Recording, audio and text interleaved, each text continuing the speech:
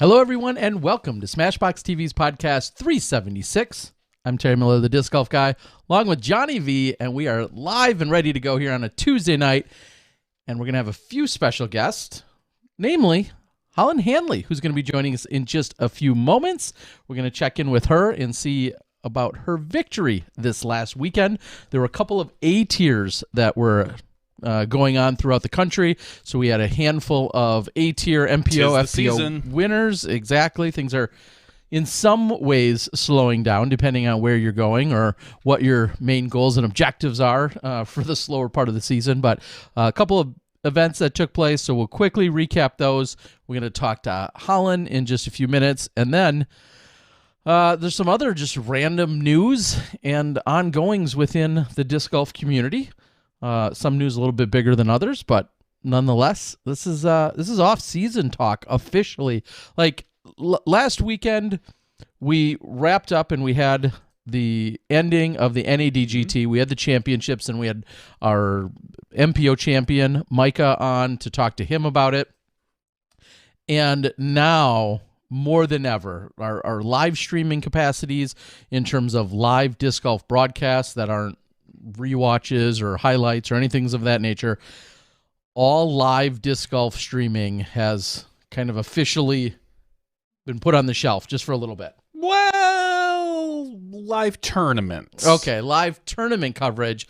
I don't know. Do we have secrets that we're supposed to be sharing about anything else that might be happening or no? I don't know. Probably if we can, not. I don't know if we can officially share anything, but I know that the Disc Golf Pro Tour is working on some live off-season content with some fellas out on the East Coast. And I'll leave it at that. Oh, you so sneaky. Tease. What a tease. In so the sneaky. industry, they call that a tease, Terry. Yeah, well, we definitely don't want to be too specific because, honestly, it's in the works. And like you said, it's not necessarily going to be live shot-by-shot tournament play. It would be something else. But if that comes to fruition, of course, we'll be able to talk about it and recap and discuss it right here on the show. Speaking of right here on the show, some of the things that we often do is we recap a few of the big events that are taking place around the country. Johnny's going to touch on a couple of those in just a moment. Also, I believe tonight we're going to have one of our favorite featured pieces coming to us from Ace Run Productions. I believe we've got a one-disc, one-tip segment that's going to come in, and we'll talk about that a little later in the show and show that to you guys. World champion Sarah Hokum. Oh, yeah. And before we get any more into it, there's a couple... happy birthday to everyone. I know I love sending out happy birthday wishes to so many people. I love doing it on Facebook. But when you're a Smashy, and I know you regularly watch or you often watch, I love it that much more. A couple people today or in the last few days that come to mind, I believe today specifically, Double G's birthday. Happy birthday to Double G. He's a big Smashy. That smash pepper is what he likes to smash out there. But Double G, happy birthday to him. Tina Patterson out of Kansas City, happy birthday to you, young lady. We wish you nothing but the best. Also, Dan Harbeck, one of our most faithful... One of the original Smashies. And most original, yes, supporters. And Dan found ways to support the likes of me and Johnny in the mid to late 90s. All right. So Dan has been around for a long time. And Dan, you have been so gracious and kind to us since having our podcast. And well, even before those days, you would always find a way to support our various disc golf endeavors. So happy birthday to everyone out there if it's anywhere in this time frame. But those three specific people I know that I frequently interact with in one way or another, thank you or happy birthday to all of you.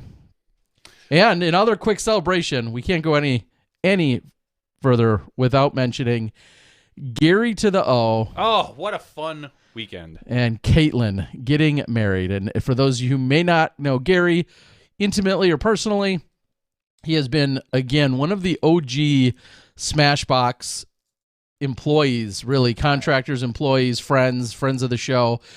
Gary lives right here in the Milwaukee area. We met many years ago, 10 plus years ago when I was running a frequent league on Wednesday nights. we ended up becoming good buddies, and he then started traveling around playing some golf. And then one day, due to someone else getting sick that was there to help us at a memorial, Gary, we handed him a camera and said, hey, we need you to work this camera. And literally that's how his entire disc golf media career started officially.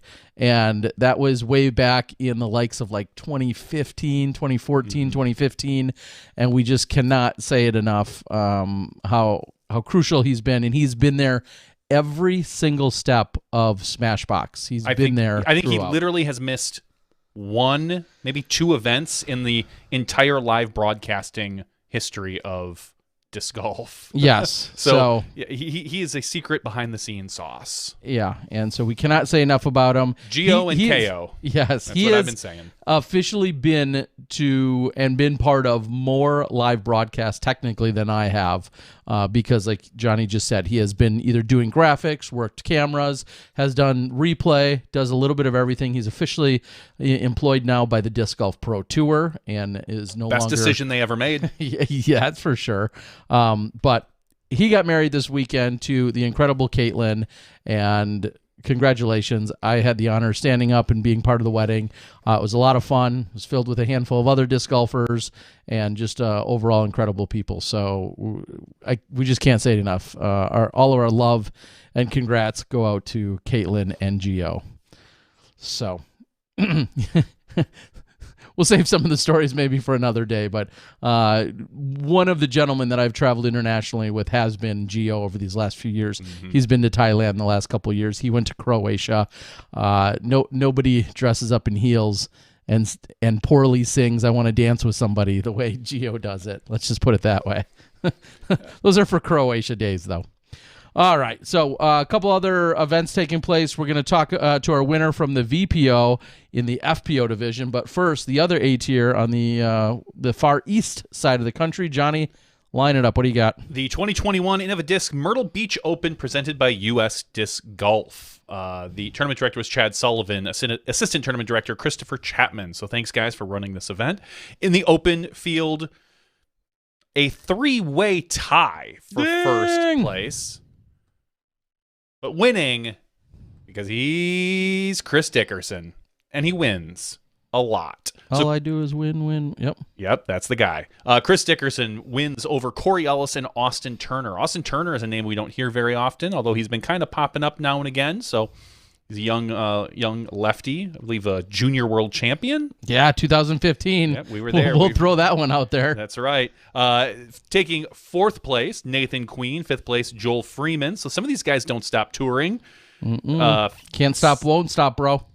Tied for sixth place, Noah Five Ash and Austin Hannum. Tied for eighth place, Luke Sampson and Casey White. And rounding out the top 10, Mr. Michael Joe. So congratulations to the Open cashers. There's a lot more of them, and I'm not going to go through them all. So looking at the Open women's field, taking first place for $1,500, Katrina Allen, 954, 965, 964.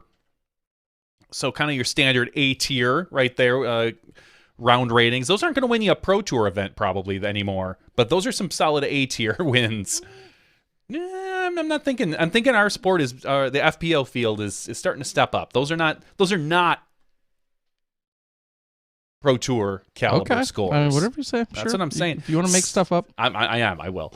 Second place. I'm sure Statmando can tell us what the average FPO rating was. Dion, please get on that. Report back to us. That's right. You've got a job now. Second place, Deanne Carey. Congratulations, Deanne. Actually tied for first, but it says second. Someone has to lose the playoff. Deanne Carey. Third place, a tie, Natalie Ryan and Macy Veladez. Fifth place, Michelle Frazier. You know her by the plaid pants. Sixth place, Hannah Manis. Seventh place, Holly Finley. Eighth place, tied, Rebecca Cox and Callie McMoran. So congratulations to all the FPO players that cashed at this event. ProMaster, I feel like I have to mention him because he just keeps racking up the wins. Brian Schweberger wins for his 359 billion time. 12th probably. Yeah, it's by probably now. about 312. It's a click away, Johnny. Click it. I didn't want to. I was going to guess 314. We shortchanged the man. Shortchange him. Do not shortchange With his Brian 10-stroke margin of victory. So congratulations to Brian. I'm sure it was a hard-fought win, as they all are. But there's that. We can right away talk about VPO as well. We are going to have our FPO champion, Holyn Handley, on in a little bit. But in the open field, love it, love it, love it. Man, right around our era. Not quite our age, but our era. Coda Hatfield. So Coda Hatfield winning the VPO down in Texas. Shooting 32 under. His round ratings were 1045, 1034, and 1069, beating out the perennial Texas favorite, Bradley Williams, by 4 throws. Third place, Greg Barsby, tied for 4th, Emerson Keith and Luke Humphreys, and a 3-way tie for 6th between Cameron Shirley, that's a name I don't know, Connor O'Reilly, and GT Hancock. So congratulations. 9th place, Isaac Mars, and I go top 10. There's 3 of them here. So Jonathan Nicholson, Nolan Greider, another OG from our time. 13219 is his rating, his PDGA number. So he's like, between you and me. Yep. And then also Mason Ford. So congratulations to the open women, or the open men, open women. As we know, we're gonna have spoilers, her on in a bro. little bit. Holyn Handley takes this one down by 3 strokes over Maria Oliva. 3rd place, Lydia Lyons. You may have seen her at the Next Gen event. I think taking 3rd probably. So she's got that 3rd place locked up lately. I'm sure she's shooting for better. 4th place, Sammy Keddington, along with Casey Pennington. So congratulations. And I'll mention her because she's a Wisconsin girl. Lindsay Fish takes 6th place out of Two Rivers, Wisconsin, to round out cash. So congratulations. And Travis Powell, Pro Masters 40+. Heck yeah, Travis. We'll give him that shout out. So. And if you want to see more of Jenny Umstead, who took down the FP 40 division, she won this weekend at VPO. She conveniently is featured right now on some Disc Golf Guy coverage from Rocky Mountain Women's Disc Golf Championships, as if that were planned or something, and it actually wasn't. But yes, you can check out Jenny along with a number of other women that are all featured in the current release of the Rocky Mountain Women's Disc Golf Championship. Rounds 1 and 2 are up as of tonight, and round 3 will release tomorrow. And I know we don't normally talk about, this is the time of year we do talk about this kind of stuff. It is new disc season. The PDGA is approving new discs left and right. Just today, I think we saw 1, 2, 3, 4, 5, 6, 7, 8, 9 new discs approved today. Wheelie from Parked LLC, which is a company I do not know. But otherwise, we have some new Discmania discs, the PD, the FD. Divergent has the Basilisk. Prodigy has an FX3. And then Prodigy also has A Model OS, P Model US Plus, P Model S, and D1 New from Prodigy. So if you know what that means, I'm sure you're happy. I'm not as familiar with the Prodigy lineup, so I get the A Model OS. So that's an overstable disc. That's my guess. Although it would be really funny if it weren't. If it were understable. An approach overstable, yes. Just throw everybody off. So congratulations to all the disc manufacturers who are getting their stuff approved. Yay! You're all winners in my book, and hopefully they all fly off the shelves. But yeah, that's our PDGA announcements. There's not a lot of PDGA news this week. Obviously, according to the PDGA, most recent news is still all about the NADGT. Awesome. Well, it sounds like we're going to have Holyn here in just a moment, and she can discuss and give us the updates on what she saw at the VPO. Of course, the VPO, a tournament that if you're older, like Johnny and I, you can say it, we're old. The VPO, I feel as if, was one of it certainly has always been a premier event to try and win. It was a resume. It was a staple on your resume. If you could win the VPO, you battled a really tough field, usually late season. And people, and we have quite a bias because we know Barry Schultz, and Barry Schultz grew up here in Wisconsin. It was a big deal for someone like Barry Schultz to get on a plane to fly to Texas just to play in the VPO. And it I don't think carries all of that what it used to. Of course, it's not an Elite Series. These event, are early NT days when like this was known as a Super Tour. Yeah. So it was one of the biggest events. It might even be pre-NT. Yeah, probably. When it was when it was a super, been around for 31 years. Yeah, I'm saying when we were talking about when Barry was winning it, when Barry won it, that it was called a Super Tour event, which is kind of a precursor to the NTs. I think those overlapped a little bit, but well, either way, it doesn't matter because the champion is with us now, and we're going to bring her in. We saw her and talked to her about 9 months ago, and here she is winning again. Holyn Handley. Hello. Hey guys, what's going on? I don't know. Not We're much not for winning us. tournaments. You're winning. Yeah. How are you doing? I mean, I'm doing pretty good. I'm pretty excited to pick up an A-tier win, and it was my first time playing in my home state, so it was cool to go back to Texas and get to play a tournament. I don't think we touched on that. Yeah, did you grow up in Texas, and how long? Like till you were like 5, 12, 15? Like how far back does Texas go for you? Let's see. I lived there until I was 22. Oh, so quite a while. So yeah. not just. Yeah, I'm from the Dallas area, and then I went to school at UT Dallas, and then I only moved out here because for work and stuff. But yeah, I didn't learn disc golf until I moved out here, so it was kind of crazy to find out that I had all this cool like courses and stuff right there when I was growing up, and I had no idea.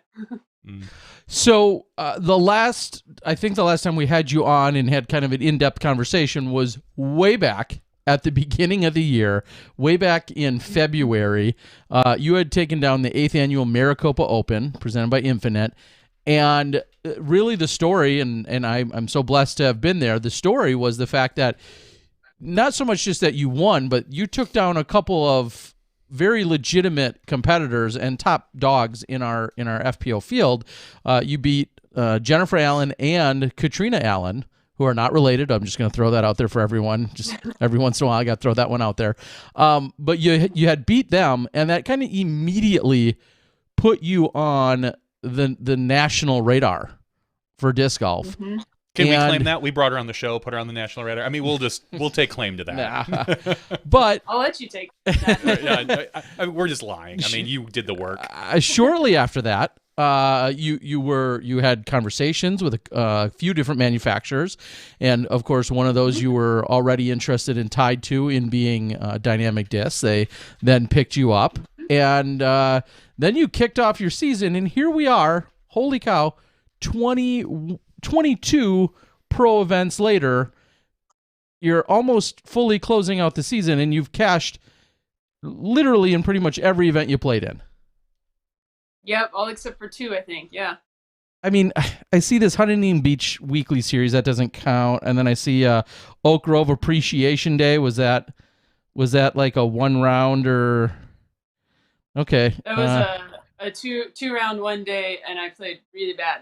Okay, yeah. It looks like you just barely missed cash in a very small field. So just squeaked out that win by like 15 strokes. And then the U.S. women's, you struggled a little bit out there in California. But what an incredible season. How in the world do you look back to where you started, at least for this year, back in February or January, and taking down the Maricopa? How do you reflect back? I mean, yeah, it's been kind of crazy to look back and just like how much I've learned about the sport. Because I felt like, Maricopa Open, I kind of just showed up, did my best, and coming down the stretch, just felt so nervous, like I could barely finish out the last hole. But then, to close out like this weekend and just coming down the stretch with a similar lead, and to feel like actually just confident and like so sure. Obviously it was, a little bit of nerves until the last disc is in the basket, but just like every single part of my game has gotten just so much better. I've learned so much just from every event. It's been kind of crazy.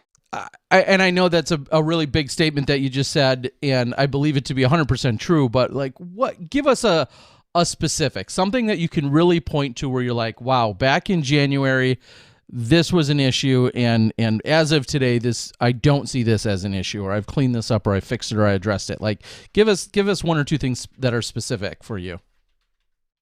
Yeah, I think one of the biggest things was just like, how it feels to step up to the tee, when you're coming down the stretch of a hard tournament.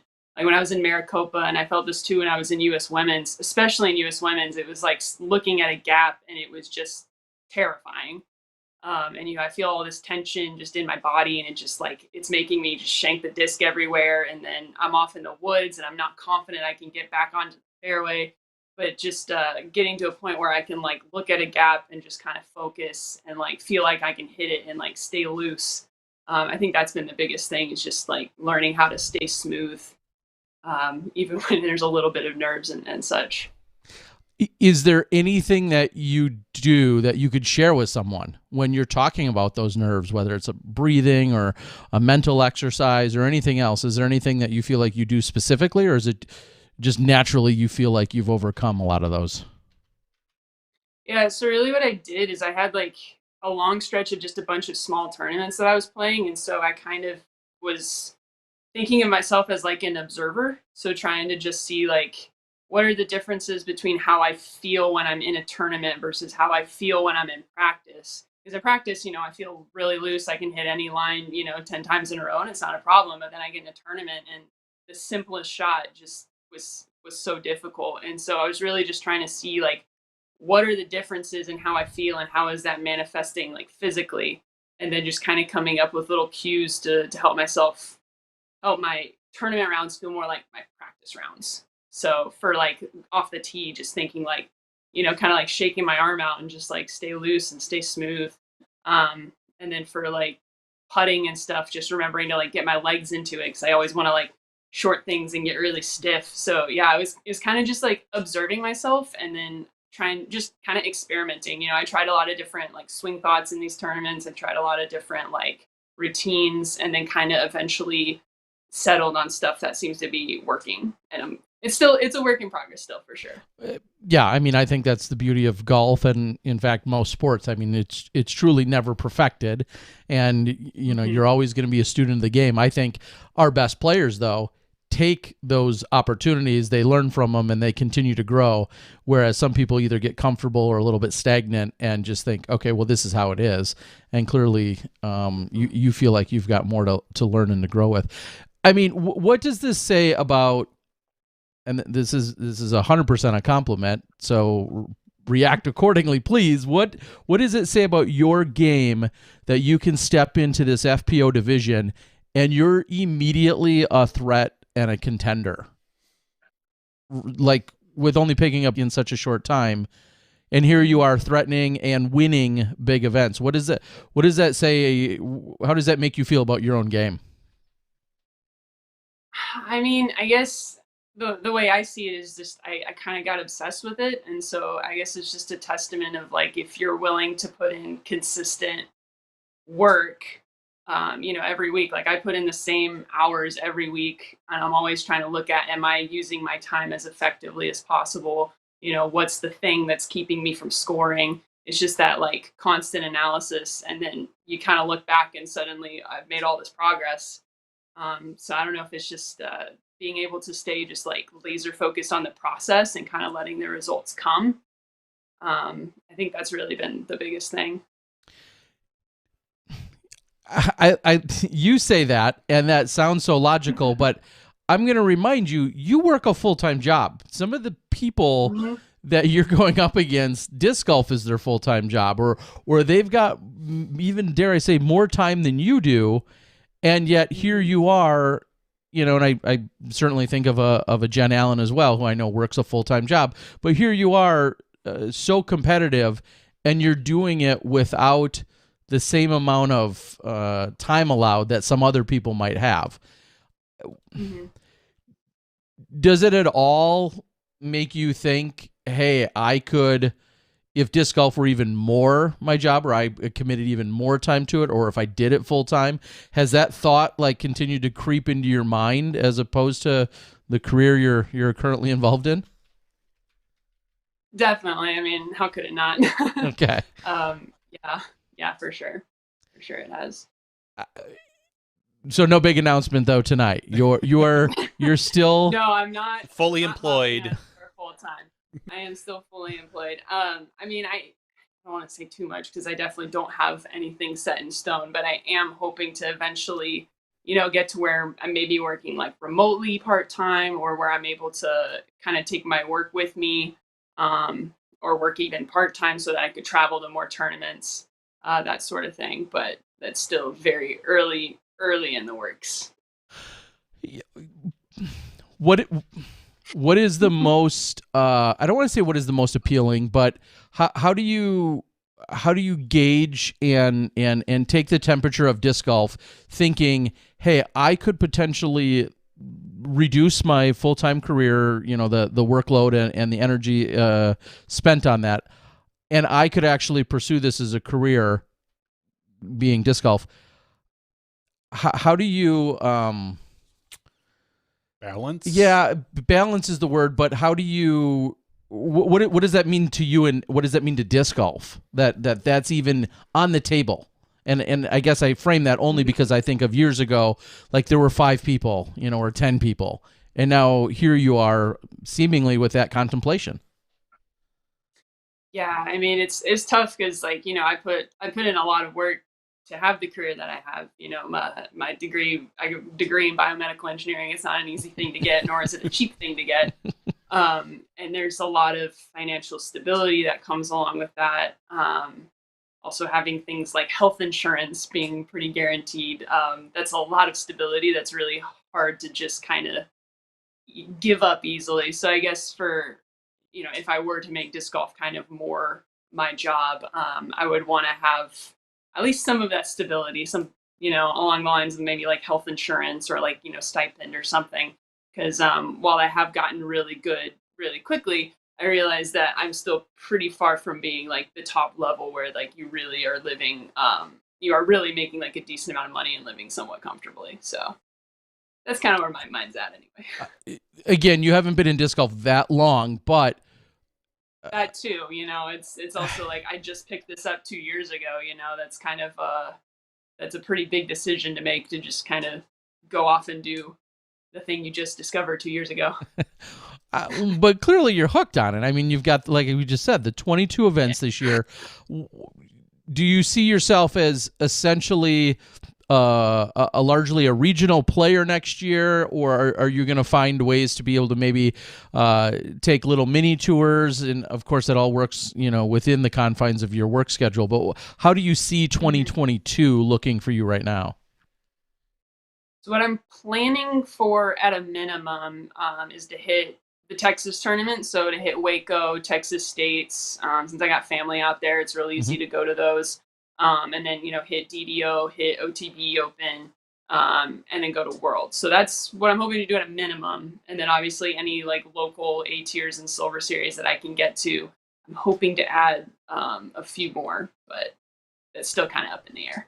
Was there an event this year that you were really disappointed that you couldn't partake in, that you either after the fact or even before it, and you just knew it wasn't going to fit in your schedule or whatever? Was there any specific event where you're like, damn it, I really wanted to be at that one? All of them. Is that rough? Is it rough for you to watch? Like watching the FPO play or even the MPO play, and not being able to be there, thinking like, oh, I got that shot. I can hit that. Or do you ignore it, or do you sit and consume it? That's a tough question, because I really enjoy watching the coverage, first of all, but also, I did play on tour this year early on, and I remember thinking last year, like, oh, I can do all of those things, and then when I got out there, it's actually a lot harder than it looks. So I'm kind of, I guess, on the one hand, I'm like, yeah, I could, I look at a course like a D-Glow or like an MVP where it's like these big open shots, and it's like, I could do that. But then I also know that they make it look a lot easier than it is. And I think if I were to really like be a contender, it's motivating because it's like, I need to get that good. And I know I'm not quite there yet, or at least I tell myself that, because, it's very motivating. So well, I guess I see it as motivation to just get good, Well, and speaking of getting good, so to speak, I mean, I'm looking at at one point you had 6 wins in a row, and that was a couple of, that was 3 or 4 C tiers, and then the end of the trail, and then another C tier at Kit Carson. You had 6 wins in a row. Yes, that's not on the the Elite Series scale, but when you're showing up to these tournaments, how confident are you when you're playing more local or a little bit more regional? Do you feel like, hey, I'm the woman to beat? Somebody's gonna come up and challenge me? For the most part, I mean, when Owen's not there, I'm usually pretty confident that I'm going to take down the win. And then when Owen is there, it's a lot more competitive for sure. And then occasionally, Jen will come out and play some San Diego tournaments. So when she's there too, it's also really competitive. But yeah, if the two of them aren't around, generally, I'm pretty confident that I'm going to take down the win. For a moment, we always, I mean, even just thinking about Owen puts a smile on my face because she's such a character in the funniest of ways. Anything you can reflect on, any moment that you shared or a round or an interaction that you had with Owen this year that sticks out for you in playing against her? Oh man, every time I play with Owen, it's so fun. We did have a really good battle at the San Francisco Safari, so the A tier up in San Francisco. Where I know B-Dub Pro filmed it. It's not up yet, but it's coming out. And when it does, you guys need to go watch it because it's some really good golf. But she and I actually tied. And then we had a 3-hole playoff where she ultimately took down the win. But yeah, it was interesting because I feel like on the last day of any big tournament, usually it's really quiet. But and we've kind of been that way for the entire round. And then we had a long walk to the last 6 holes or whatever. And we both, decided to go off to the restroom, and we just kind of had a moment of dang, dude, this is intense. We've been out here for 4 hours and we're battling. Cause I think he had me by 1 stroke or something at that point. We just kind of took a moment to kind of laugh at, how serious we were being. Yeah. And that was, in fact, you, losing in that playoff is what ended your 6 event streak in a row. A couple more seconds mixed in there. The challenge at Goat Hill, Park in October listed you as a win. Oak Grove, we talked about Morley. How much golf? Well, I guess I can scroll up just a little bit. I was going to say, do you have any more golf outside of this upcoming weekend? I see the answer there. I'm going to see you in just a couple of days over in Phoenix PLO? At the PLO, right? Nice. Yep. Heading out Friday night. Okay, so knowing that, and maybe that kind of leads right into another question, does that kind of depict right there where you're still at in terms of your career? The event is 2 rounds on Saturday. You're going to have, what, a 4.5, 5-hour drive at least? I'm actually flying. It's only about an hour flight. Okay, so you'll be driving or flying in Friday night, and then competing on Saturday. Clearly, that is a little bit of a indicator of where you are still with your career, and just flying to an event and flying back out, right? Yeah, it was actually. I think it would have.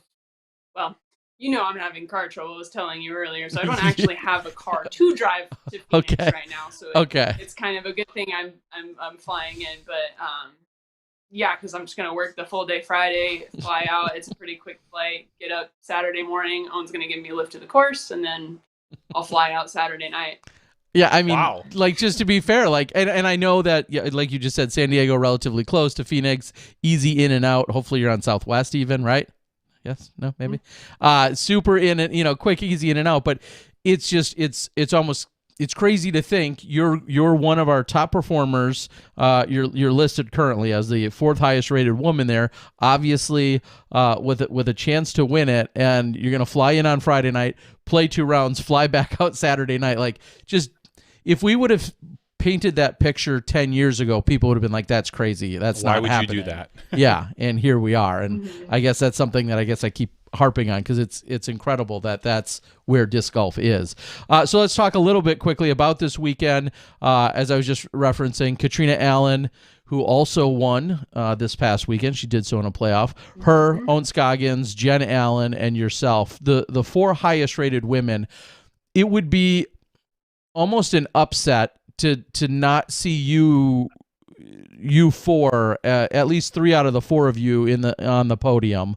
There's kind of a drop off after your rating from there. Obviously, anything's possible, but Kat's driving cross country. Kat is flying. I also checked in with Kat today, and she's going to be flying out tomorrow to go out to the event because I know she's over in Myrtle Beach. Have you played? You haven't played in a PLO though before specifically, have you? No, because last year would have been. First one. Okay. Takes place over at Vista del Camino. Looking forward to it. I'm going to be out there covering the action. Is there anything that you're doing as the season slows down? Is there anything you personally do to start to lighten up, relax, take it a little easier, or are you just in like, pedal to the metal mode still? Yeah, I mean, I'm still kind of going at the same pace, that I've been going all year. It's usually about 3 days a week. I try to get some field work in, putt every day, and then play on the weekends. So it's kind of the same for me, I guess. I mean, I haven't been playing tour events since the beginning of the year, so in a way, it's been kind of all off season. Minus all the tournaments, I guess. It's kind of like an off season, but where I play events. I'm just sweeping up five or six events in a row for wins, in my slow time, in my off season. Yeah. What going back to maybe some of the physicality in terms of your skills, I know you talked about the mental side. What have you seen in terms of physically, and did you increase distance this year? Did you increase and I know your career is relatively short already, but did you increase your putting range? Is there anything physically that you felt like were significantly increased? All of the above. Okay. Yeah, I mean, I have put a little bit of distance on my backhand. I've learned a sidearm. I spent a lot of time working on short game because especially after, the few tour events in the Silver Series that I did, I was looking back and I'm like, okay, what was the thing that was costing me strokes? And one of the big things was, shots inside of 200 feet. All of the women on tour, if they're inside of 200 feet, they're going to put it under the pin 95% of the time. And I was doing it maybe like 30% of the time. Like, you never really knew where the disc was going to go. And in fact, normally what I did was I was so afraid of pushing it long, I would put myself 30 feet short and, I'd make that putt maybe a third to half the time. And it's, that was costing me a lot of strokes. So I spent a lot of time working on that. My putting range has gotten a little better. I like to say my putt's going through puberty. Okay. I'm just still. It's a little squeaky and kind of awkward, Exactly. I'll have a weekend where it's like, oh, I figured out this thing with nose angle, and now I'm putting really well. And then the next weekend I'll kind of be messing something else up. Whatever change I made is now messing with like my timing, or I'm not getting my legs into it. So I'll have a couple weekends where I don't play so well because I'm not putting well, and then I'll kind of figure it out. And so that one's definitely been up and down a lot still. Okay. Well, yeah. And again, I keep thinking and almost forgetting that your disc golf career is very compressed. You've come a long way in a very short period of time. So even as I was just recalling, thinking about, is this your first PLO? You've only been playing sanctioned events for 2 years. So I've been to the last 5 or 6 of them. I know. That's where I think I've been to the last 5 or 6. And then I think about your successes and I think of you as a veteran already, but it's because you've been so successful in such a short period. And maybe this answer would have been different exactly a year ago, but what's your style of course that you're particularly excited about or that you like to compete on or go out and play on?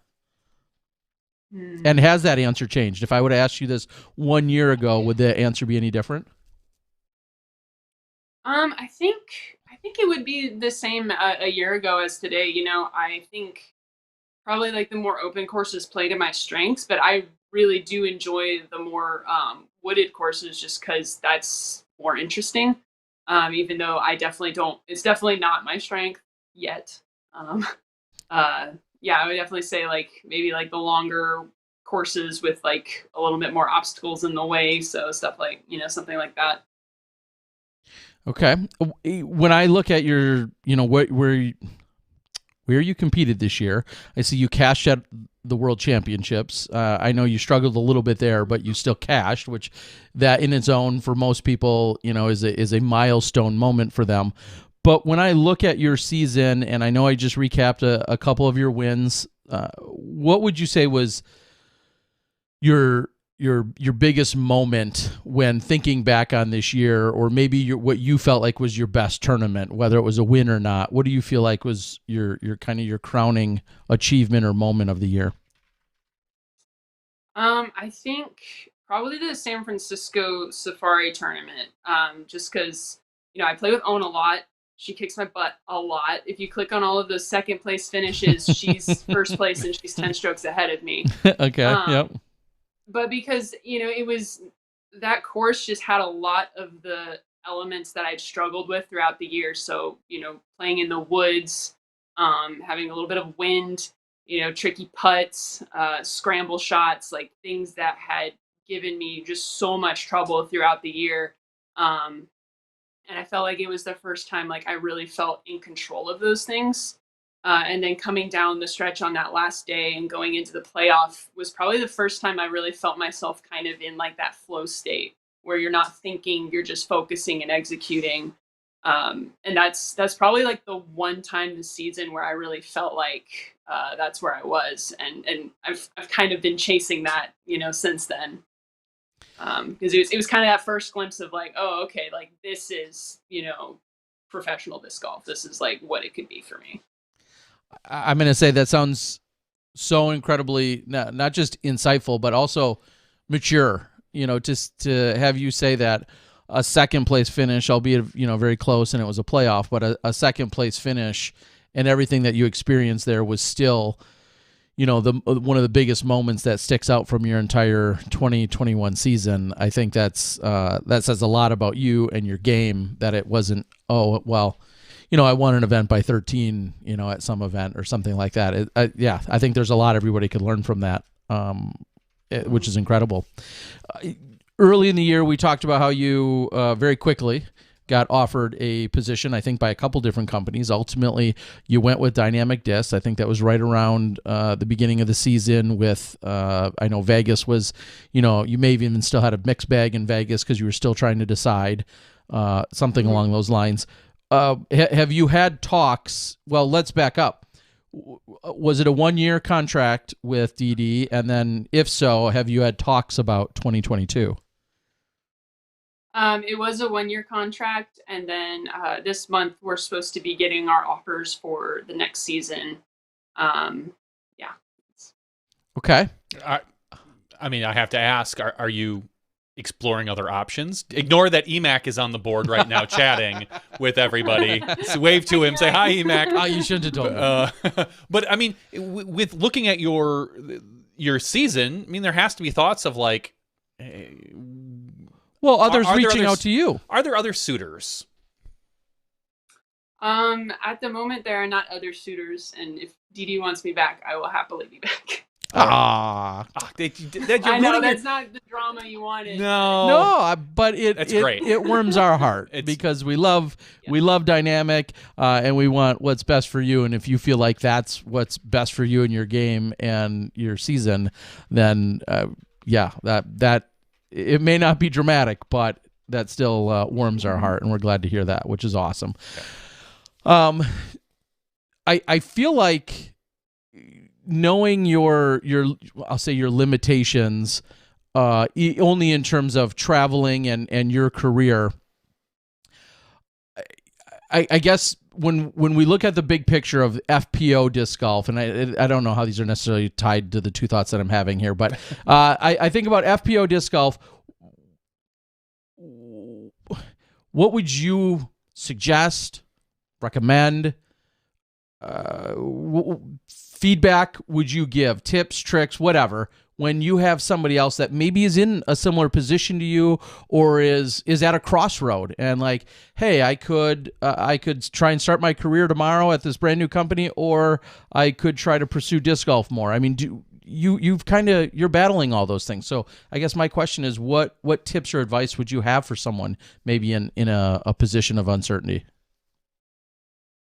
Yeah, I don't know. It's hard to give advice when I feel like I'm not 100% sure what the right answer is. Okay, no worries. Okay, I feel like it's different, for every person, because every person's scenario is going to be a little bit unique. I think you just have to look at like, what are your responsibilities? Because like I don't have like kids or anything, so that's not part of the decision. But also like and the thing I keep telling myself is like nothing's permanent. No decision's permanent. I could decide tomorrow that I want to tour for a year, and if it doesn't work out, just go back to work. So yeah, I don't know. It's hard to give advice, but I guess maybe that would be it, is just remember that like, the decision you make today doesn't have to necessarily dictate the next 5 years of your life. It could just dictate the next 6 months, the next year. Like, you can always change course. You always have the power to change your situation. Well, I'll say the way you kind of just slid that option in there makes me wonder how much it's creeping in your own mind. Easy. I mean, it's a tough decision. No, I know. I'm not suggesting it. I'm not saying it's trivial. Stop trying to weigh. Stop trying to put your thumb on the scale, Miller. I guess in a similar, territory, I would say though, what have you learned about the FPO division and where is the state of women's professional disc golf? What would be your stake or your take if you were explaining that to Joe Schmo that knows nothing about disc golf, and you're like, well, professional women's disc golf is blank. Like, how would you finish that? I guess it's exploding. I mean, there's a lot of women who throw really far and putt really well, and you haven't heard of them yet, or maybe you've seen them on like one round of coverage. So I really think that the division's kind of like, I don't think I'm the only one who's gotten as good as I've gotten in a year or 2 years. I think there's a lot more women like out there like me that we just don't know of yet. And I think in the coming years, you're going to start seeing more women take it really seriously and see themselves as athletes, take their nutrition and their strength training and all these other things more seriously. And it's just going to like, you're going to see a lot of people in that 960, 970 rated kind of space, I think, in the coming like 3, 4, 5 years for sure. I agree. Which is very exciting. And even the likes of our board has, it often is, and I don't feel like it's a fair thing to throw around, but some people say, well, we haven't had the European women largely here participating. I don't know if people know this. There's been a pandemic going on. So that's largely the reason. But do you pay attention to anything taking place, whether it's, your Evelinas and your Kristen Tatars? Do you ever pay attention to anything else going on in other countries in terms of, maybe trying to discover or recognize, oh, hey, there's a handful of other women out there that are also just not here yet or not competing with us here? Yeah, definitely. I mean, I watched the European Championships. I watched Evelina and Henna and Katie, I think was her name, was the other one on the card. But yeah, like there's really good women in Europe too. And then of course I'm a huge Kristen Tatar fan, so I know exactly what she's up to. But yeah, I'm excited to, hopefully I'll have an opportunity to compete against some of them. I gotta get good first. Well, and truth be told, I personally am, and this is a little soapbox, I'm really annoyed by even messages like that come in on our board right now, and I think they know who they are, but I'm annoyed when something happens in our FPO field and the immediate response is, well, so-and-so isn't there. Well, okay, they can't be right now. I mean, you can't, bless you, you can't discredit the people that did show up, the people that did win, and then all automatically say, well, so-and-so wasn't there, therefore there needs to be an asterisk, or somehow it's invalidated. I just think that's a really short-sighted, ignorant way to view it. Do we wish the best of the best were always there? Of course we do. But if somebody can't be here competing because there's a worldwide pandemic going on, that doesn't mean that the champion is any less a champion. Correct. I guess that's my rant, and that's directly directed at you, Disc Blaster. So with regard to these top level competitors, when you look at a Kristen Tatar, well, I got two parts to this question. First question is, what makes you a Kristen Tatar fan? I mean, one, her game's just really good, but it's just like the way that she really just takes all parts of her life as like a professional athlete. You know, she's doing the strength training, her nutrition's good. She's like, you know, she's making the other parts of her life feed into her game. And then also just her demeanor as a player. You know, she's very like stoic. She's very in control of herself. I just think there's a lot to respect, you know? It's funny, you paused for a moment and you said stoic, and that was the word that was in my brain as you were saying that. And I think that's a little bit of culture, but that's clearly her overall professionalism as well and what she brings to the game. So I couldn't agree with you more. So the second question about Kristen specifically would be, what did you make of the news in hearing that not only is she going to be here more, you know, next year, you know, travel pending, but also just the fact that such a significant contract? Yeah, I thought that was awesome. You know, my first thought was like, you know, that's a real contract. That's financial stability. That just frees her up to come and compete and just like focus on being her best without having to focus on, you know, is she going to be able to afford gas to the next tournament, you know, that sort of thing. And I really hope to see more contracts like that for the women, because it really legitimizes disc golf as like a viable career, to be able to look at it and say like, okay, this is what the top people are getting. This is what I can shoot for. It's not kind of this like, well, you know, maybe we'll get there someday. You know, it gives it legitimacy.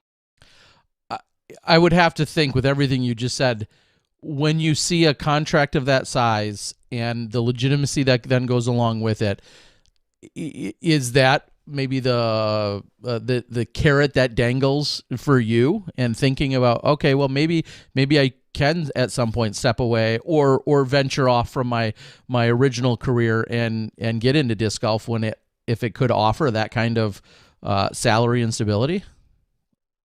Is that a driving force for you? Yeah, definitely. I mean, like, you know, a contract like that means you can go to every event, but you don't have to live in a van, right? Like, you could feasibly do a stint of the tour, go home for a little bit, you know, fly out to the ones that are, you know, if you're centrally located, you could do kind of your local tour and then fly out to the West Coast and then fly out to the East Coast. You know, you don't have to be the road warrior to make it work if you have a contract like that. Yeah, it's I would hope, just kind of as you're saying, that it's just inspiring. And of course we've had Paige to also look to as one of our leaders and one of the champions, not only of the FPO division, but just champions for pushing disc golf forward in a larger, bigger scale, to prove how valuable our FPO players in the division really is. And I love that when you set that. I mean, she's really, you know, setting a benchmark, and then the next person hopefully is going to achieve it or exceed it. And I feel like that's exactly what's happening with her. And I don't know. I love to see it. It's very exciting because I think it can be inspirational to a lot of players, younger or newer players like yourself. So, anything from the VPO? I apologize. I'm like usual. I'm just jumping all over the place. But was there anything specific from the VPO this last weekend that it was a takeaway for you as one of the larger events? A significant win for sure, but one of the larger events here in 2021. And what can you carry and learn from VPO this last weekend? Yeah, VPO was interesting because that course, like, there's some courses where it feels like you need to go out and birdie everything in order to win, but it was definitely the kind of course where like kind of crisis management was the skill to have. There were a lot of holes where it's just, you know, throw far and scramble. So I really feel like it kind of demonstrates like how important versatility is, because I think the main thing that let me, you know, do so well was I have the strong, you know, I can match, you know, Maria and Lydia on the backhand, and I feel like they're both a little bit stronger putters than me. But like, I felt like the fact that I had a pretty good sidearm, the fact that I was able to throw like overhands and other kind of weird shots and scramble really well, let me kind of keep the mistakes to a minimum. So, you know, I was, instead of getting double and triple bogeys, I was getting just single bogeys and pars for the most part. So I think it really showed that like having a lot of different tools in the bag is really what wins tournaments. What were the conditions like? Because when you think Texas windy. Yeah, when you think of Texas, you think of wind, you think of long courses. Heat. We're now in November. Yeah, break down all the conditions. Yeah, so we were the 9 a.m. tee time. So getting there at 8, it was still a little dark. It was like ridiculously cold. We're all doubled up, 2 jackets, hand warmers, sweatpants, the whole bit. Your feet are frozen within, a few minutes of putting. But usually by like hole 2 or so, you're shedding the jackets and now it's hot. The wind wasn't as bad as I thought it would be, having watched the coverage from previous years. Obviously, there's that little stretch where you're out in the field, and that got pretty windy, especially on the last day. The last day was really the only day where I was kind of like, oh, hey, there's wind, and you got to think about it. Then other than that, we did have some of that Texas clay kind of through that middle section in the gorge because it had rained really heavily in the previous week. But, I mean, for the most part, the conditions were really nice. Okay. And it's funny, when you say, cold, what are you referencing? What kind of temperatures? I'm a wimp when it comes to cold. Anything colder than 60 is cold to me. But it was legitimately cold. It was in the 40s. The people who lived there said it was cold too. So okay. No, fair enough. Everyone's definition of cold or chilly is certainly geographical. So that's why only reason why I asked. And this weekend I did take a quick peek ahead. I don't know if it's unseasonably warm, but I saw 85, 87, 85, mid to high 80s. That'll be pleasant. So will that be warm enough for you, or too warm? I'll take it. Yeah, that's perfect. I think the high 70s, low 80s with the sun out, perfect. Okay, well, we're looking forward to it. Is there anything else you'd like to share that we haven't touched on or covered after this incredible season? And you got a couple events left to go, but is there anything else that we should know about or you want to share with the world? I don't think so. I'm just still over here trying to get good. Hoping to have a little bit better season in 2022. Maybe make some lead cards on the tour. Make some stuff happen. But yeah, just putting in work right now. In regards to your upcoming contract renewal, are you looking for another 1-year deal, or are you looking for a multi-year deal? Because I think we're starting to see players that maybe you're more comfortable with a 1-year deal if you're going to continue to be, we'll say, more of a regional pro that hits a couple of big events. Mm-hmm. Where do you kind of stand right now? Haven't super thought about that, to be honest. Probably another 1-year deal would make sense, given that I'm only planning to play maybe 5 Elite Series events and then some local stuff. I think the thing that would make me hesitate to take a 3-year deal would be making sure that there's some room for growth in there. If I were to decide to, instead of playing 5 events, play 10 events the next year, I might want a little bit more, maybe tournaments covered, that sort of thing. So probably a 1-year deal would make more sense, I think. Okay. And looking back at your very early 2020 season and how you had accepted cash, you played in a few events, you took cash September, October, December. Did that then technically just automatically disqualify you from a Rookie of the Year conversation for what would have been this year, presumably? Are you familiar with any of those details? Did you ever look into that? Not super familiar. I didn't really worry about it too much because my plan for 2020 or 2021 this past year wasn't to play full tour. I was just gonna kind of dip my toes in, so to speak. I ended up playing more tour events than I had originally planned to. Originally, I was just gonna play Vegas, kind of see how I stack up, and then continue to play the local stuff. So I didn't really consider Rookie of the Year being a thing I would go for. And actually, I guess I don't know how all the details in the cutoffs work. I am looking. I just happened to Google it and found it that currently Ella Hansen is listed as your front runner for FPO Rookie of the Year. Stacey Ronsley is listed in second, and you are listed in third for having that. And it's largely, I mean, you're right there. You're within a few dollars of Stacey in terms of winning. It's at $56.92. She's got $5,700, and then Ella Hansen has you by about $1,500 or so. However, Ella Hansen, even though she has 3 wins to your 12, hers are so all of her events played overall were on the much larger scale in terms of the Pro Tour and the Elite Series. That's where she picked up most of her playing, and then performing really well at the one of the majors being the U.S. Women's. She took third there, where you had taken 28th, and that honestly may have been one of the largest differentials in your entire season between you and her. Is one of the majors where she did incredibly well. But okay, well, so I kind of answered my own question. I didn't know if you were technically eligible. It looks like you are, and it looks like there's a really good chance, depending on how a few things shake out, you're likely going to be in that third, possibly that second place position, but probably a third place position for Rookie of the Year, which is pretty damn impressive considering the 2 women in front of you are on the tour full time, and you clearly were not. So awesome. All right, so everybody's going to want to know, and it sounds like it's going to continue to be DD related, which is awesome. But tell the world how we could go out and support you with merchandise or affiliate links or affiliate programs and codes, all that stuff.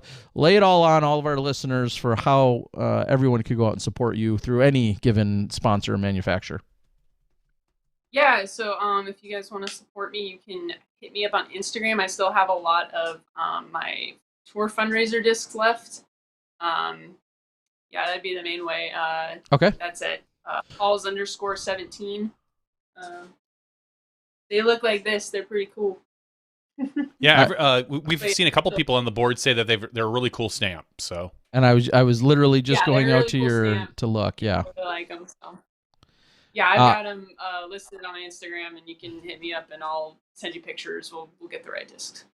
I see them right now, and then as of... That is an awesome stamp. Yeah, as of a few weeks ago, you had listed Lucid Raiders, Opto Sapphires, Opto Explorers, Fusion Mavericks, Lucid Verdicts, VIP Tursus, Medium Harps, Retro Burst Keystone, and Maidens. All of those, some of those available.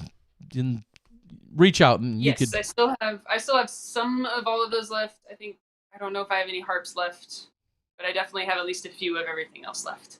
That might be one of my favorite tour stamps. Yeah, it is. I really like it. It's a great looking stamp. Pretty sweet. So, well, let's ask. Who did you personally draw that up? Did you commission that? Where'd that stamp come from? OTB actually helped me out with that.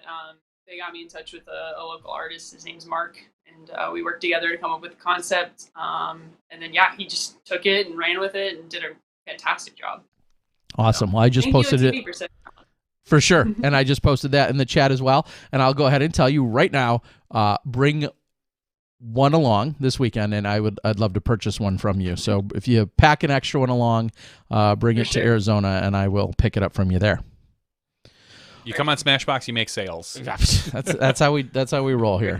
For sure. We want you to. Any other sponsors? Anything? And maybe one of the most important questions is, maybe in addition to hopefully Dynamic, what kind of things would you be looking for in terms of sponsorship? Is there any equipment needs or specific things that you might be looking for, favorite lip balm manufacturer or shoe sponsor? I mean, anything. Is there anyone that you really wish would reach out? Okay. Shoe sponsor would be very helpful. I'm going through like a pair every 4 months at this point. So yeah, if anyone's got a shoe hookup, that would be super helpful. All right. I know we got a couple of shoe companies that are getting more and more serious about disc golf. So just saying, anything could happen out there. Anyone else you want to sponsor or shout out before we let you go? As always, thank you, Dynamic Discs, OTB Discs, and then Chain Shark. I will have some custom dyed tour fundraiser discs available on Chain Shark soon. Don't know when, but soon. So keep an eye out for that. But yeah, those three. Thank you. Awesome. Well, Holyn, it's been awesome. It's so great to think back to way back in the first weekend in February, or the first Tuesday of February. We had a conversation, and now here we are 9 months later, and an incredible season that you've had, and doing it all while juggling a full-time career and then going out and competing with the best of the best. And we clearly know that your ceiling is so much higher, or unlimited, and you're going to keep working toward it. So I look forward to talking to you and seeing this weekend, picking up one of those tour support discs, and look forward to a great show over at the PLO, and congrats on your recent victory at VPO. Yeah, thanks. And thanks for having me. Of course. All right, everyone. That's Holyn Handley. Go find her. I linked to her on her Instagram. I linked it already in the chat. But Instagram make sure you /Halls HOLLS_17. Booyah. There you go. Have a great night, and we'll see you in a couple days. All right. See ya. See ya. All right. Holyn Handley. Thank you very much for joining the show. Yes. Holyn. I love, honestly, I really like that stamp. I know it's a really good looking stamp, and you're not just saying that. Sometimes we might just say that. There are times I would definitely just say that to a pro. I'd be like, "Oh, that's a Which great pro stamp." do you think their stamp sucks? That you? I would have to see a list of them. I'd have to see a whole setup. Maybe the board can tell us. Board, which pro has a bad stamp? Sure. We'll let the board chime in on that. I'm not going to chime in. I just want the board to chime in. But I know there are some out there that have just you look at him and you're like, ugh. I really like Holyn's though. Maybe it's the Nordic in me, the Viking, because it's kind of got this, female Viking with a shield and these wings. I really like it. Yeah, it looks great, and she said she's got a couple of different options out there in terms of which disc you want to pick up. And also in the chat, I put in the link right to the specific disc. If you're in the chat on YouTube, then you can see it. If not, well, go find it yourself. I can do everything for you. So while we're on the subject of dynamic discs, there was a sponsorship announcement that we saw this week with one Eric Oakley, who is not renewing his sponsorship with Dynamic Discs. In fact, just the opposite. Him and Dynamic Discs are parting ways. There was a few videos out there. I think DD shot one. Eric had, I think, an Instagram Live or something along those lines, where they basically announced that they are kind of foregoing the final year of his contract to 2020. He was signed through 2022, and they mutually agreed that they were going to part ways, and Eric is going to be in search of a new sponsor. Yeah, and I think one of the biggest things that I took away from that is that in watching, I think he had about I don't know if it was 5 or 9 minute video that he released on. If that video is that 9 minutes, I'm not watching it. He released it on YouTube. It was very well put together, as was the video put together by DD. So clearly, very respectful and mutual of one another to part their ways. I'm hitting that right arrow a few times. I'll tell you that. But I think, the biggest takeaway is that he, and this is a common play, even if he has someone 100% locked in for a sponsor, he may not be announcing that just yet. And we see that happen a lot, where a player will say, hey, here's my exit, and here's the end of the relationship, and then they wait anywhere from a week to 2 months to say, hey, here's my new one. So you can't take away too much that he didn't jump right into saying he's got a new one, but by what he specifically had said within the video, it very much gave the indication that he is actively searching options and alternatives right now still. So it doesn't sound like something else is in fact locked in right off the bat. And we know he signed with the Disc Golf Player Management, DGPM, I believe, their group to represent him. So it's going to be really interesting. And I'm trying to find a nice way to put this. We're going to see what Eric Oakley's worth. And I don't know if as we do with all players, but as all players, but Eric Oakley specifically is in a different or unique place. He is a Pensacola 1020X, whatever that is, rated player. Sure. He's not winning Pro Tour events. He has a relatively decent social media following. Mm-hmm. So he can. I'd say above average. Yeah, above average, hands down. Better than most.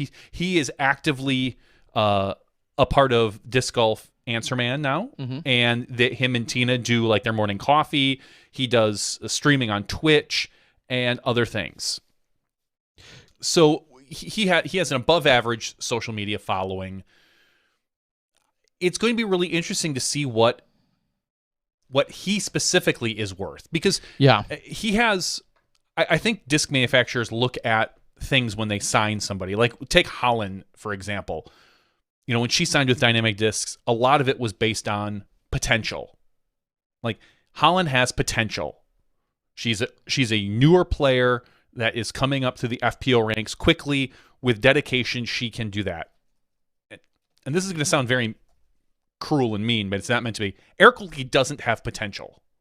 No one is signing him for potential. You are not signing Eric Oakley because you think he is going to be the next Paige Pierce or Holyn Handley or Paul Macbeth.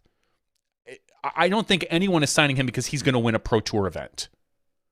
They're signing Eric for his social media and his be able to push discs and his things. I don't see Eric ever winning a Pro Tour event.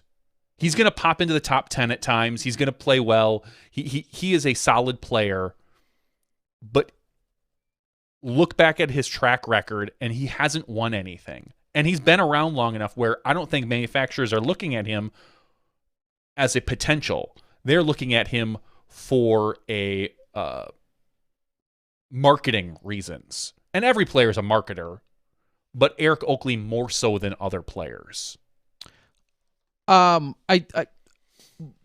think my biggest not counterpoint, my biggest clarification would, I don't know if potential is the word I would be looking for, as you've said it. I think, well, maybe growth is just a synonym. Yeah, we don't see Eric currently, who's now 10-19.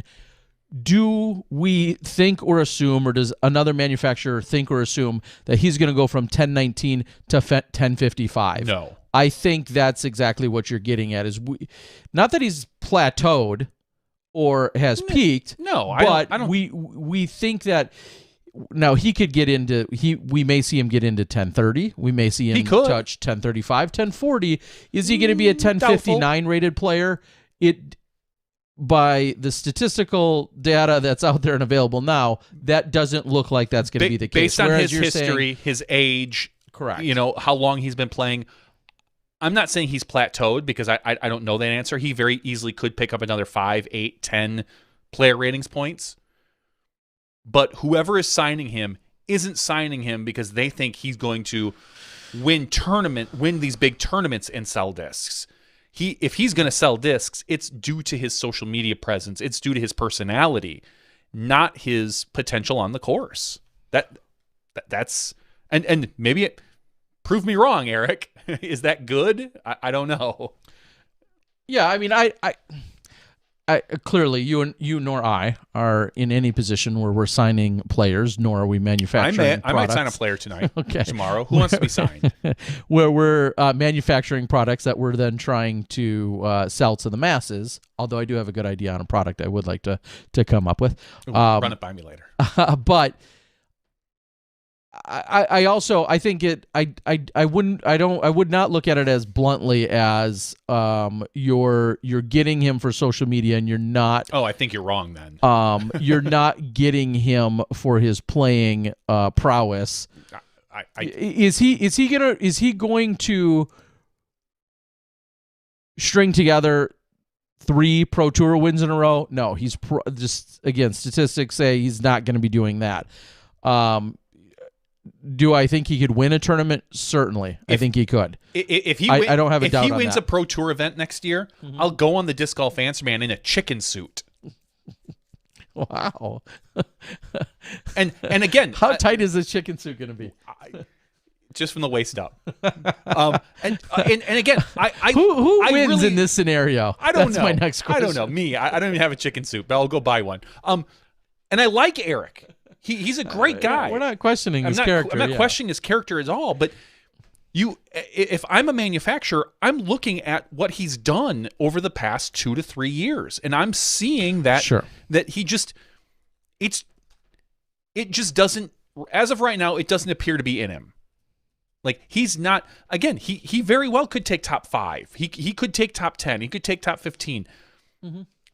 He is putting in a lot of effort. I know he's working very much on his physical athletic ability. He's working out much. He's running and whatnot, and he's constantly working on his disc golf skills. Not everybody can be Paul McBeth. I would say the same thing about Brody. I don't think Brody will ever win a Pro Tour event. Brody's probably a 10 to 10, 20 rated player, and if you're going to sign Brody, you're signing him for his social media. You're signing him for his following. He's going to push plastic, not because he is winning events. I mean, Eric Oakley will win events next year. He'll win A tiers. He'll probably win a B tier, a couple B tiers, assuming he plays. I don't think he's winning a Pro Tour event. I would be shocked. And I wish him the best. I hope he proves me wrong. Yeah, I'm not taking 1-to-1 odds on that either. Just to be clear, because it is so difficult. 50-1 It is difficult to win a Pro Tour event when we only have 6 or 8 people that managed to do so this year. I'm not 50-1 odds. I'm not necessarily. You bet $10 if he wins one, you get $500. Okay. And if not, I get the $10. Would you take those odds? Sure. You would? Wow. I think you lose out on that. I think in general. Well, I think that's a snort. Wow, I got a snort out of him.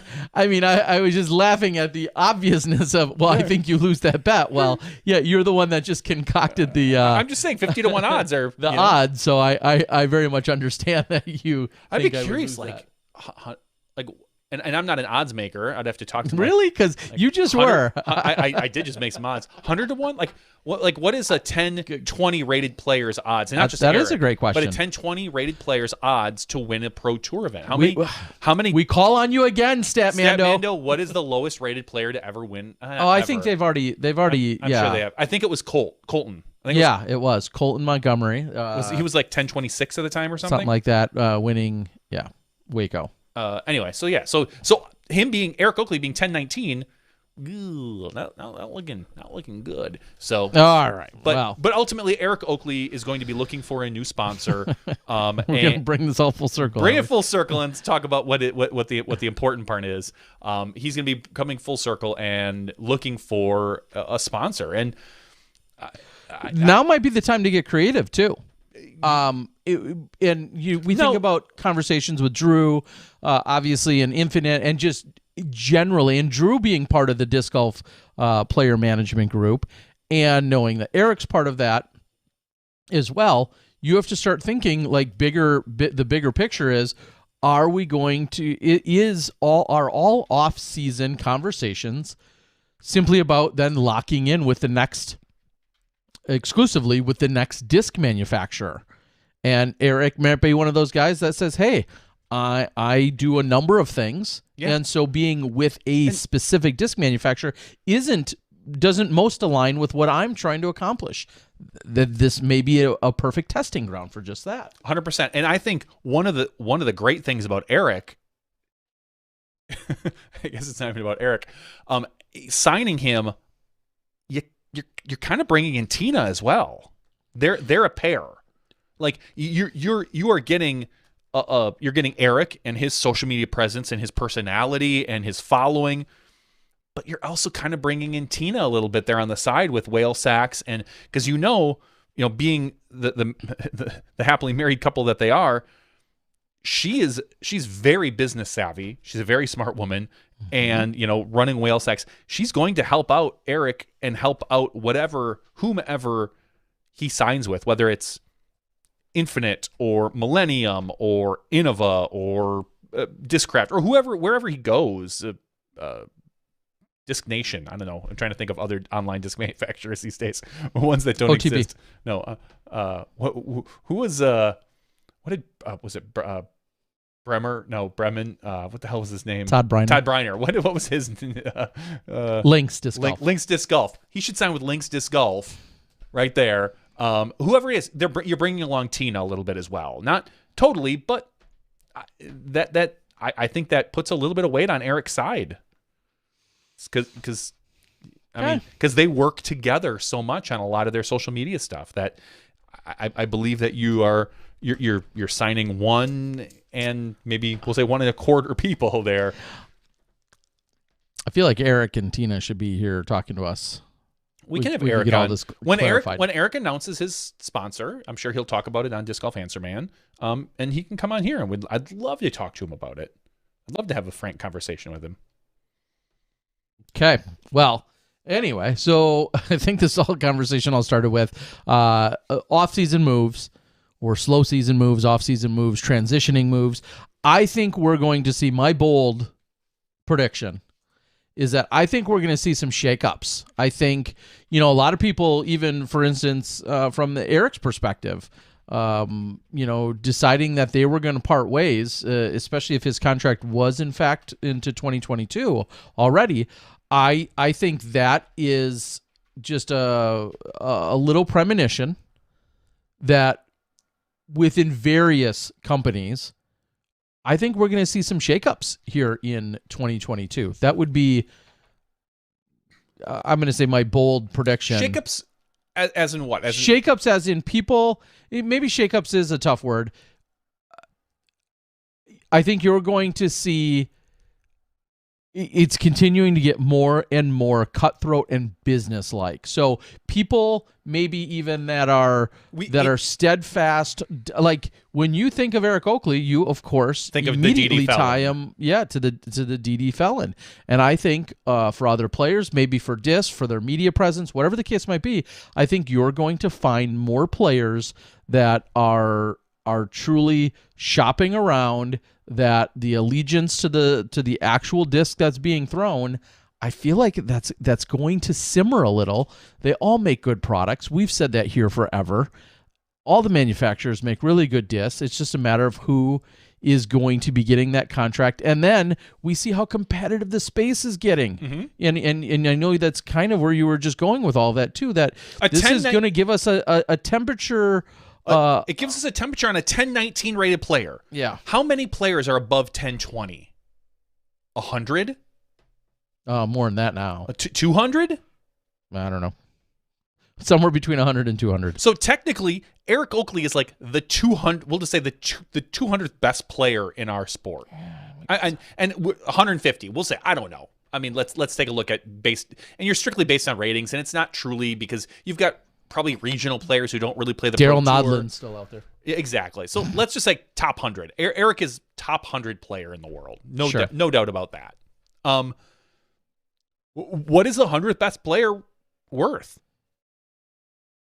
I mean, what do you give Eric Oakley? And I don't know if we'll ever know, because sometimes these contracts are not public or fully announced or what. I don't know if we're going to know. But like, if I'm going to sign Eric Oakley, what is he worth to me? Because he's worth something different to maybe a manufacturer than he is to a retailer, or if he's looking at other sponsorships. I don't know the answer. I don't know, because surprisingly, I've never seen DD's books. They don't share them with you. They have not been sending them to me. We don't open the show reviewing other manufacturers' books. I know. It's a little different. So with your not accounting degree. Listen, I got a solid C+ in accounting.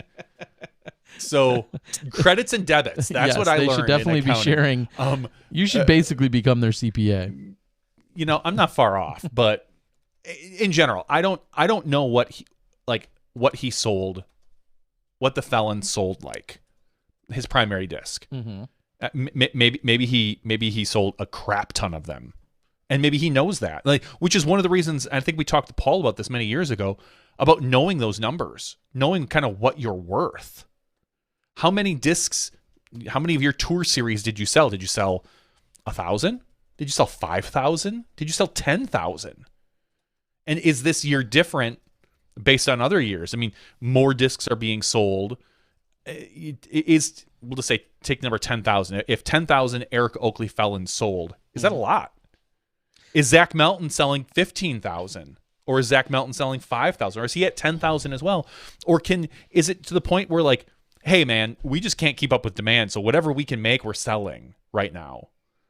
Because the last year and a half or 2 years has been a different scenario than what we've seen 2 years ago, 3 years ago, 4 years ago, where 3 years ago, if they make 10,000 Eric Oakley discs, maybe 8,000 of them sell. Right now, you could have a Lucid Raider Glow with Terry Miller stamp on it, and it's going to sell. Just saying, EMAC. Let's make that happen. Let's make that happen.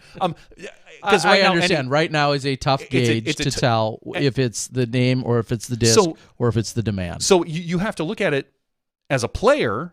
Am I really worth this? Or is just the sport not able to catch up? Or as a manufacturer, you have to look at a player and go, are they really worth that? Or is it that it's a very interesting time to be a manufacturer and a player, because as a player, you want to strike when the iron's hot. And Eric right now probably thinks the iron might not be hotter than now. And as a manufacturer, if a player is asking for something that you don't feel, because you can see the books, if you're thinking like, is he worth that? Maybe he is. Maybe he isn't. I don't know. And there could be other things, and there's always other reasons why a player and a manufacturer may not meld. Melton. I'm just going to throw out... no, everybody Meltons, period. I don't care who you are. I'm just going to throw it out there. EMAC, I know you're still listening. Oh, EMAC. If there's anything we could do to get a run of Disc Golf Guy Felons, Felons, let me know. I would like to make that happen in a little fundraiser. Does DD still have that thing where you can like get a custom disc made? Like I'm not sure if that's on if that's happening right now. Yes, due to because I know you could get like a custom disc made for you, not just like a custom stamp, but literally a custom disc. You pick the mold, you pick the plastic, and you can kind of get that stuff happening. So maybe. Ooh. And obviously right now it's very difficult for anything. Well, EMAC's on the board and says he is. We shall. Those two have eyeballs our mean talk. that. Terry, whatever you want, you get. I like it. And then as we were talking about, and this is just for because I'm such a researcher, I did go out to the PDGA statistics, quickly typed it in, and see there's almost 5 full pages of, when you sort by rating, there's almost 5 pages, which means there is about 90-ish competitors, players, including Jesper Lundmark, who I know you're following frequently, Johnny. Big fan of that Jesper. are 10, 20, and above. Well, I'm a big fan. I think about so how 90. Let's just say about 90, and let's maybe 10, 15, 20 of them 80, are probably 80, 1, 2, 3, 4, 5, 6, 7, 8, 9, 10. They're exactly, according to my unofficial research on PDGA.com, they're exactly 90 players that are 10, 20, and above. Okay, so I wasn't wrong with my first guess when you told me. You said about 100. Yeah. Yeah. And clearly some of those players are no longer playing, or probably very infrequently. So throw a handful of them out if you want to look at like the top X amount. But yeah, your point remains. We are now at a stage in our game where all players of that aren't necessarily winning the tournaments, but are clearly above world-class players. Oh, yeah. They're somewhere in between that distinction. What are they worth? And that's going to continue to be the question. And before we can put this all to bed, because we've dragged on so long about it, would be... This is what people want to hear. They like to hear us drag on about things. Someone had asked about contracts and seeing them and whatnot, and my position has always remained the same, which is I do not feel entitled or in any way owed the details of any player's contract, no matter who they are. I am not owed or feel entitled to any of them, other than being either a friend and or a semi-nosy media personality. I would love to know them, but I do not feel like anyone owes them to me. I do not feel like they need to be made public. I understand that players would love that. Most manufacturers wouldn't. We've beat that to death, but the quick stance from me is nobody owes me their contracts. Nobody owes any of those details to me, the players or the manufacturers. If it's public and it is shared, I think it's interesting and it gives us something to compare against, but I do not feel that it is owed to me or to the sport. That's my take. And Correct. I know you'd love to see him too. I'm with you. Everybody would love to see 100%. them. Nobody's going to say, no, I don't want to ever see them. The argument I feel like really comes in is, do you feel like we are owed access to them? And my stance is that yeah. No, you are 100% right. Nobody's owed access to them. I think that as a media person and someone even before I was in media, I always felt that as a player, making them public helps put a gauge on other players. And for the most part, I think we've said this before, a lot of players talk to other players. Sure. So you probably know, Eric Oakley probably knows what Ezra Aderhold is getting, or at least something equivalent or close. So they have a general gauge.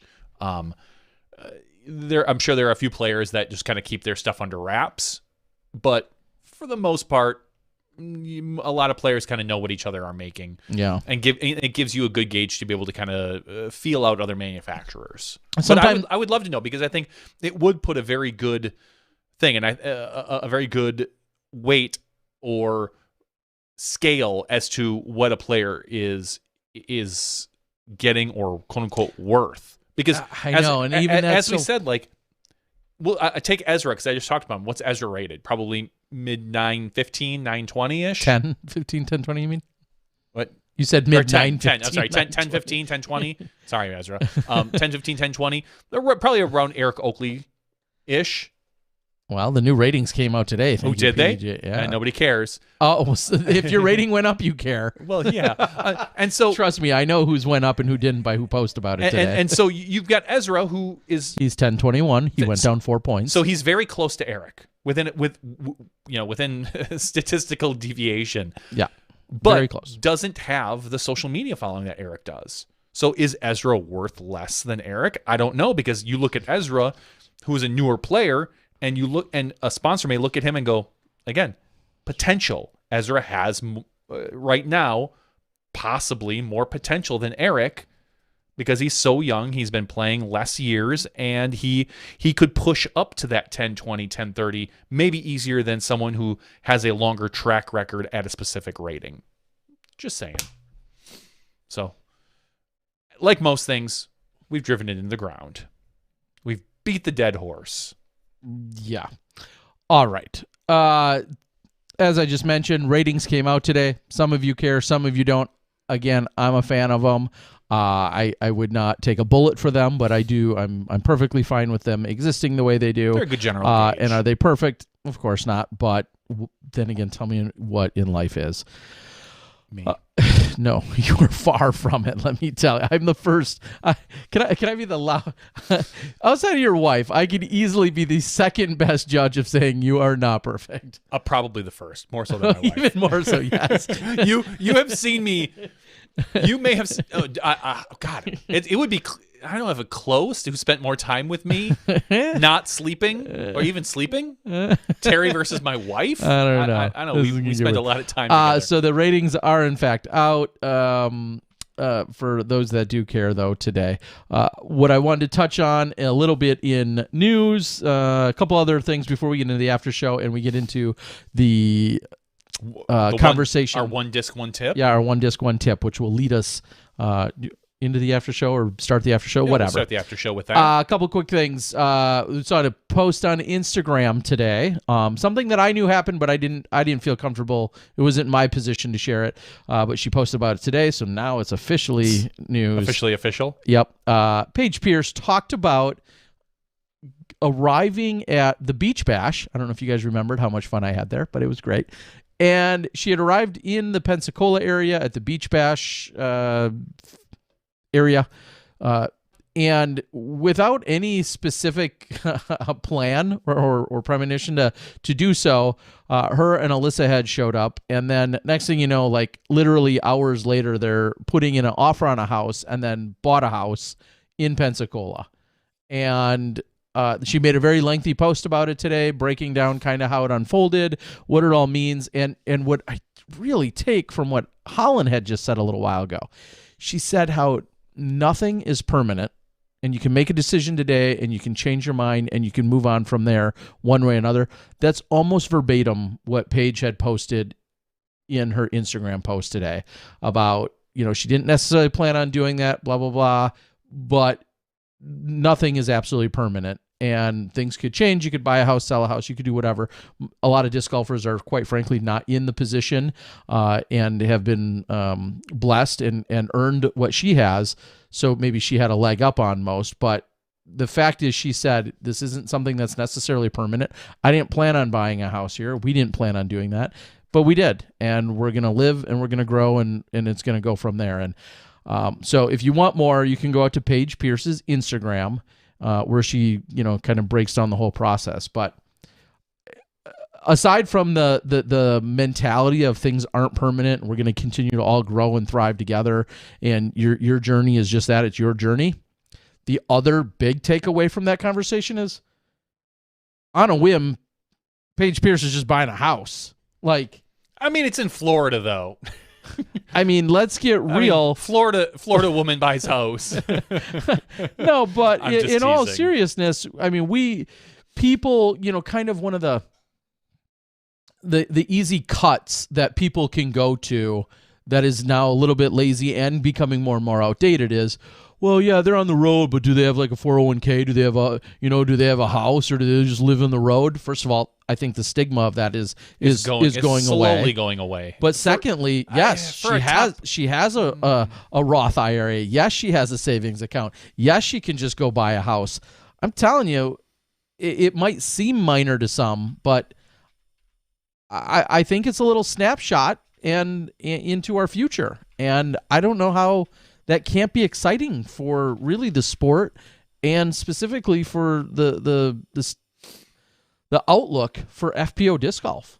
It's awesome, and I'm very happy for her, and I hope that the house that she bought is everything she wants right now, and that I think you can see right now, based on her position in life, that she can just buy a house whenever. Yeah, and that's my takeaway. Yeah, and she was looking. I know they were looking in Hawaii, and clearly that's probably. I'm not ruling anything out. No, I wouldn't call it a pipe dream by any means. I think she could easily get a house in Hawaii, but maybe they just haven't found the right house in Hawaii. And in the meantime, that could be another year, 2, 3, 4 years. Could be 2 weeks before you find. It could be 2 weeks before you find the right house in Hawaii. Although I would say if you buy a house in Hawaii, I suppose you could have 2 houses. Yeah, that's my point. Yeah. Is I think if there's one FPO competitor that plays disc golf, Paige is probably the front runner for someone that could own 2 houses. And that's kind of my overall arching point here is disc golf is moving and growing and expanding and thriving, and that has to be at least a little bit inspirational to somebody out there. It's her journey and her path, but it should be a little bit inspiring to others that this is the way we're going. Because 10 years ago, you and I could have been right there in that bucket of people saying, yeah, well, where's their stability? What's their long-term plan? How are they going to save any money? Or clearly those things are happening. 5 years ago, I was saying that, how I wanted to talk to players and be like, I know you're starting to make a little bit of money now, and you might want to think about, investing in a Roth IRA or a savings account, or, you should probably, 5 years ago, I was saying you should really invest in Bitcoin. That's what I was saying. Like, that's everything you should go into Bitcoin. But in general, no, honestly, go pull the tape. Mm-hmm. And that was things that I wanted to talk to our top pros about whether or not they were able to save. And now we know that they are. We've gotten to the point where it makes sense for them to be able to have these type of things. Sam Martin says disc golf rich is losing its meaning. Well, it's at some point, if we get there, disc golf rich might mean like actually rich, or actually you're doing all right, as opposed to just a play on it. So yeah, it is Luke Butch, who's a smashy out in Thailand, said, Disc Golf Rich is now buying a house on a whim. It definitely, the definition is changing. So I wanted to talk about that quickly. Again, they were really excited about it. Running into them, they weren't shy about sharing it right off the bat when I had arrived in Florida. But I know even the podcast right after, I didn't feel in any position to share it with the world, but super exciting and congratulations. And again, I think it means more than just the physical acquisition. It means so much more for her and them and our sport. And then the last thing I'm going to touch on in the regular show, Disc Golf Pro Tour announced that the ESPN version, if that's not the right word, the ESPN will be airing our Disc Golf Pro Tour Championships, and that will be showing up on ESPN in a few weeks. And that'll be the Tour Championship cut down to just the bare essentials. Is that the right way to say it? Are you sure? I mean, we have, I'll say this, we have 4 days of coverage getting cut down to an hour. I don't know if it's an hour or two, to be honest. I don't know. Okay. It might be 2 hours. It might be 1 hour. I don't know off the top of my head. Spoiler alert. I'll tell you who's watching. This guy right here. Nathan Queen. You think he'll watch it? I think he might. Well, so per the Disc Golf Pro Tour's Instagram feed, that's where I first saw it. Sunday, November 14th. Wow, that's this Sunday. I was thinking in a couple weeks. I apologize. That's this Sunday, the 14th, and it is set to air at 3 p.m. Eastern, which is noon Pacific. I'm going to say that's 2 p.m. Central, and then figure out any other time zones from there. I'm going to quit guessing. But this weekend is when it's going to be showing. So ESPN 2 Sunday at 3 p.m. Eastern. So there you go. The one thing I'll follow that up with and say, and I know it's the internet. I'm aware what the internet is like. No, you're not. But it's so disheartening that as soon as it gets posted, then immediately some people feel like we have to jump to the negativity of where it is, what time it is. No, like none of that crap. Just be excited. It exists. You're not owed anything. Don't care. It's there. Is it going on during football? Sure. Another one was going on during the Olympics. Okay. Is that the definition of looking a gift horse in the mouth? Like, I just don't understand why immediately we have to go to the bottom, worst, most negative thing that you can just start jumping to. As it's not running against Smashbox, because that will hurt their numbers. Yeah. Other than that, they can run whenever they want. Yeah, how dare they run it up against Smashbox? Oh my God, what idiot was in that? You made that decision. So, yeah, I linked to it on YouTube's chat, but that was the announcement. So look for that this weekend, Sunday the 14th. All right, watch it. Don't. Whatever, but you don't have to whine that it exists. No one's sitting you down in a chair and taking away your remote and then forcing you to watch it. If it doesn't fit your schedule, move on. All right, we are going to call it for our regular show tonight. We thank you guys so much for joining us. Of course, in the after show, we are going to very quickly get to one disc, one tip with our friends over at Ace Run Pro. Shout out to them. Huge shout out. I know you guys are out there trying to get a little bit of golf in while also continuing to put out the coverage. So thank you guys so much, but we appreciate the support. I'll have other updates. We'll also have a giveaway and some things along those lines in our after show. And maybe we'll talk about some disc golf or non-disc golf related topics. For our VPO, FPO champion, Holyn Handley, along with Johnny V and myself, this has been Smashbox Podcast 376. We'll see you guys in just a few moments when you step inside the Smashbox. Thank you to our $2 and above patrons. Your name is listed below in the credits. If you are interested in being listed as a producer in the Smashbox TV credits and supporting this and other fine podcasts, please visit patreon.com/SmashboxTV.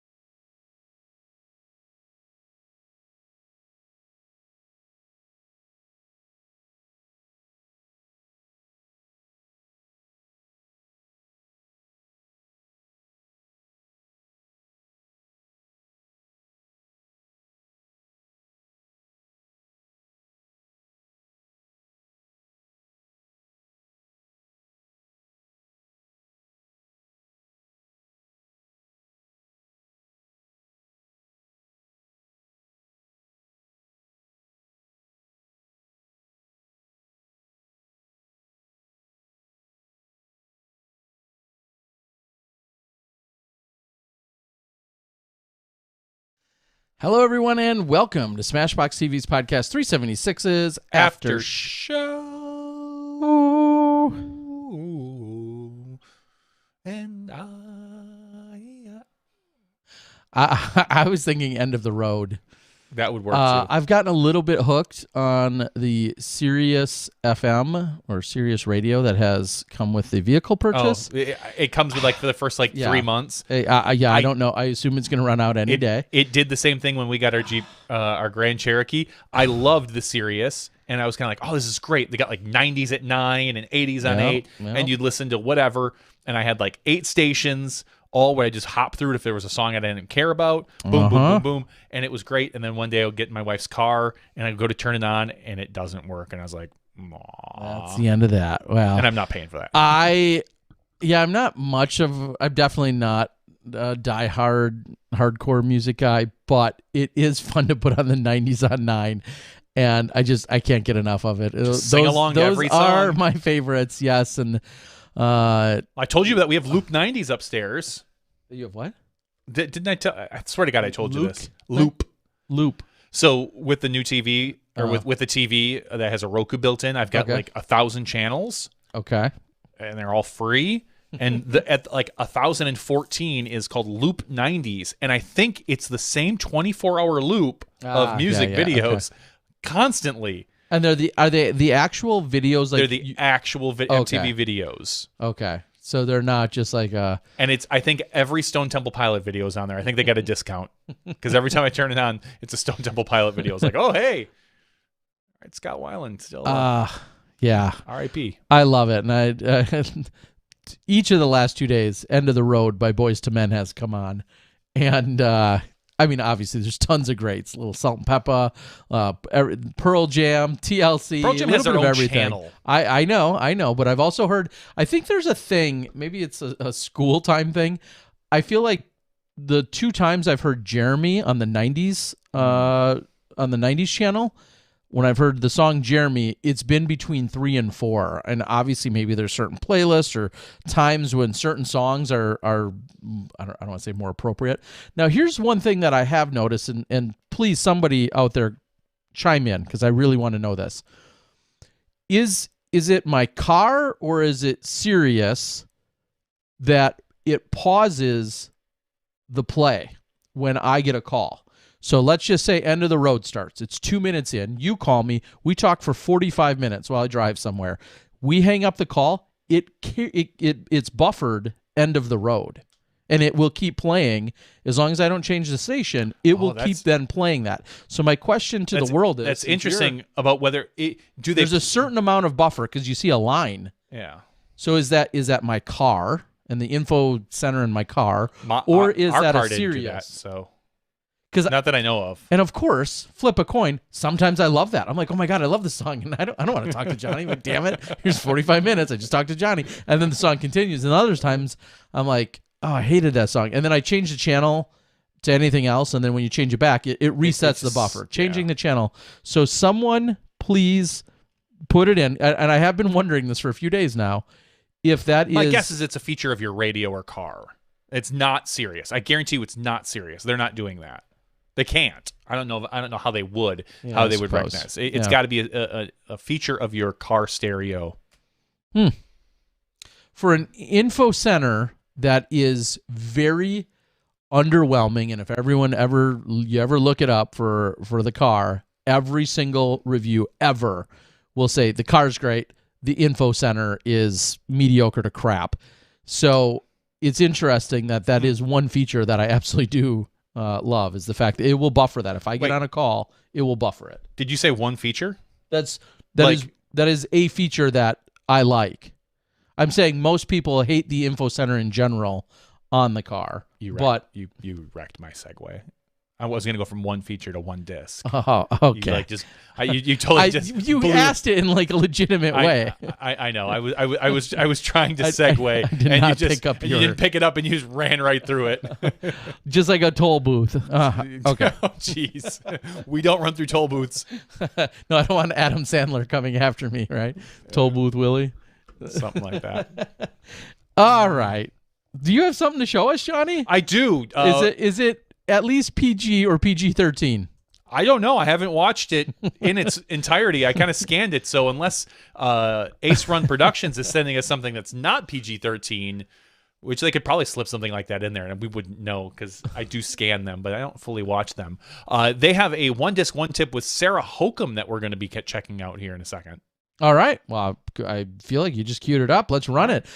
Our friends at Ace Run Productions, one disc, one tip, like Johnny just said. Let's roll it.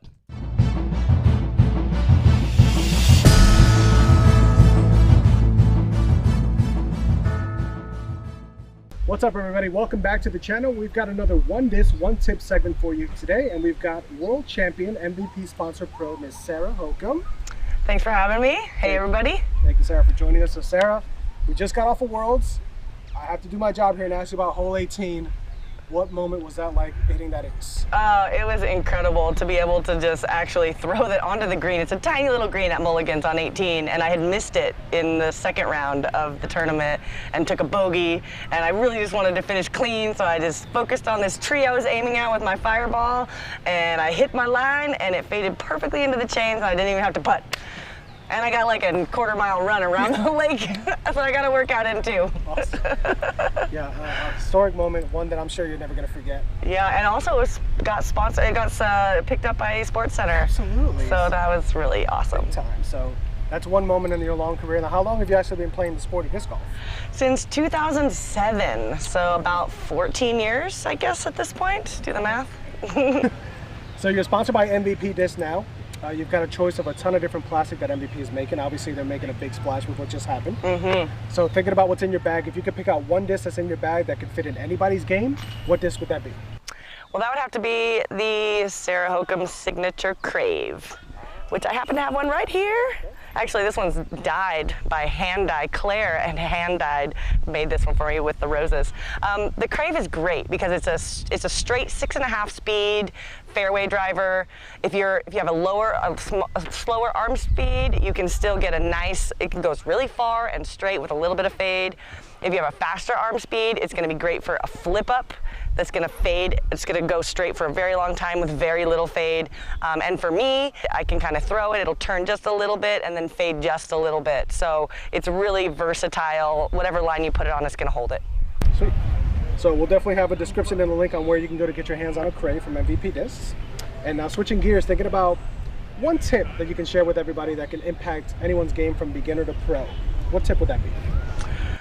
I'm gonna say, when you're close to the basket and you're playing a tournament and you're deciding whether you're out or someone else is out and you can't decide, you're like, I don't know, are you out? I can't tell who's out.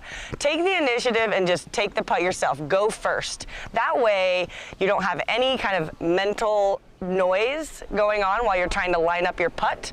You know it's just your putt. You don't have to worry about whether the person who just putted made their putt or missed their putt. You're just gonna have to line up your own putt and go ahead and put that in the basket. So take initiative on the close calls and be the first to putt. All right, first to strike, first to win. That's I right. like that. One tip we haven't heard yet. So thank you so much for sharing Yeah. that. So I want to take the time out to thank you, Sarah, for joining us for this segment. Thank any of your sponsors, and how can these guys follow along with you on social media? Yeah, check me out on Facebook or Instagram, and I do have a YouTube channel that's got a few videos on it, possibly some more in the future. Awesome. Well, we'll have the links for all that stuff down below. Again, Sarah, thank you for joining us for this segment. As always, Smashbox, thank you for airing these segments. And from us at Ace Run Productions, let's run it. And of course, thank you so much to the guys over at Ace Run, along with Sarah Hokum. Let's run it. I like it. And speaking of running it, this weekend, I am super excited. I know I talk about it. I go on and on and on. And quite frankly, I should. The Phoenix Ladies Open, it's in its 15th year. I'm super excited to head out there and take in the action. They just do such an incredible job.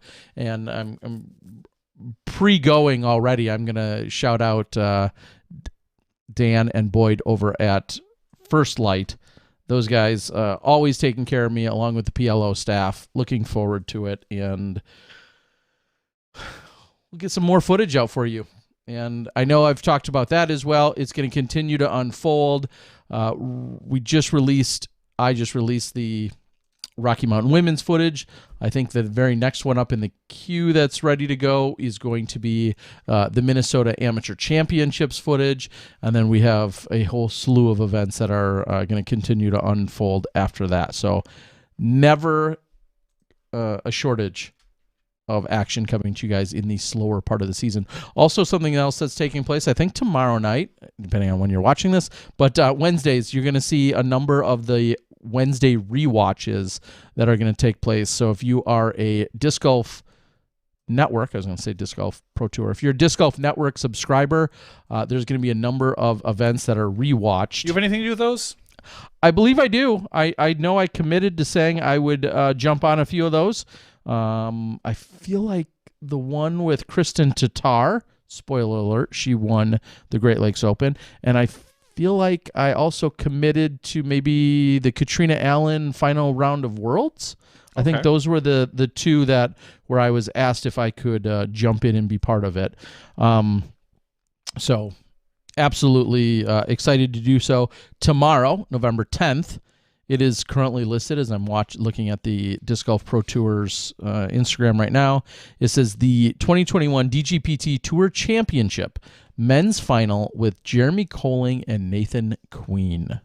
So, and then the week after that is listed as the Des Moines Challenge, the women's final round with Paige Pierce and Missy Gannon. It should just be Missy Gannon being like, "Hey, remember when I won? Remember when I beat you? Remember when I beat you?" That one time, that super awesome moment when I took down my first Disc Golf Pro Tour Elite Series event. That 30, and I beat you. That 35-foot putt that I hit to beat you. Yeah, I don't know if it'll go quite that way, but it would be funny if it did. Just an absolute jerk to Paige the whole time. Just totally rude the entire time. Oh, you remember throwing out of bounds there? I do. That was awesome. Whenever Paige tries to bring up like a valid point, like, oh, I really liked how you threw that, that passion and you turned it over, like, yeah, the one I beat you with. And she just is a total jerk. For some reason I don't see it unfolding that way, no, but me neither. It would be hilarious. Let's make if it happen, did. Missy. Come on, Missy. Play nice with us. All right. I'm looking on the board as I usually do. Good numbers. A lot of people would watch that. Yes, they would. And seeing who's chiming in on the board. Some of you far more useful and insightful than others. But one of the names that jumps off, besides Ace Run Productions, talking who we thanked, Brian Schweberger. Brian, we talked about you earlier. What did we say? 314? 314 is the number. 314th win this last weekend. I think winning by 9 or 10 or 1,000 or something. But Schweby's out there. Good to see you, buddy. Crushing old fools. Ace Run says, we've got Tree Strike Challenge out now. Hub City Halloween Open will be out Thursday through Saturday. So looking forward to that. ARP, Ace Run Productions. Yes. I was also asked when Schweby started straddle putting. Say that one. And he answered 2013. And then Carolina Chainbanger says, thanks for the signed card at the USDGC. And I'll touch on that quickly. And Schweby had worked with Rebel Disc Golf to ultimately have created a unique disc golf card commemorating his 300th win. And then also he had some discs that were made up thanks to his longtime forever sponsor in Innova. And I was able to pick up a pair of those, both the card along with the disc, and obviously cool. A pretty monumental occasion. And yeah, super excited to see that for Schweby on the road to 400. What a task! Thinking about that, and if so, 5 years could it ever conceivably be caught? With the climate and the stage of where disc golf is, could 400 wins, let's say Schweby gets there. Yeah, it can be caught. With the stage that disc golf is in, we're seeing a lot more events than what Schweby even had. And I think you could look at Texas with all the flex starts, and you've got events on Friday, Saturday, and Sunday. In theory, you could win 2 or 3 events in a single weekend. Look what Emerson Keith was able to do. I think it is catchable. It's going to be very difficult because Schweby keeps racking them up and keeps putting more on the board. I won't say it's impossible, but it's definitely going to be difficult. Yeah, I feel like the competition is getting deeper, and we just talked about that earlier. So you're saying 90... Schwebby won against a bunch of schmucks? I didn't say those words. I mean, that's basically what you said. No, it's just, there are now 90 players that are 10, 20 and above, as some random research we did earlier in the show.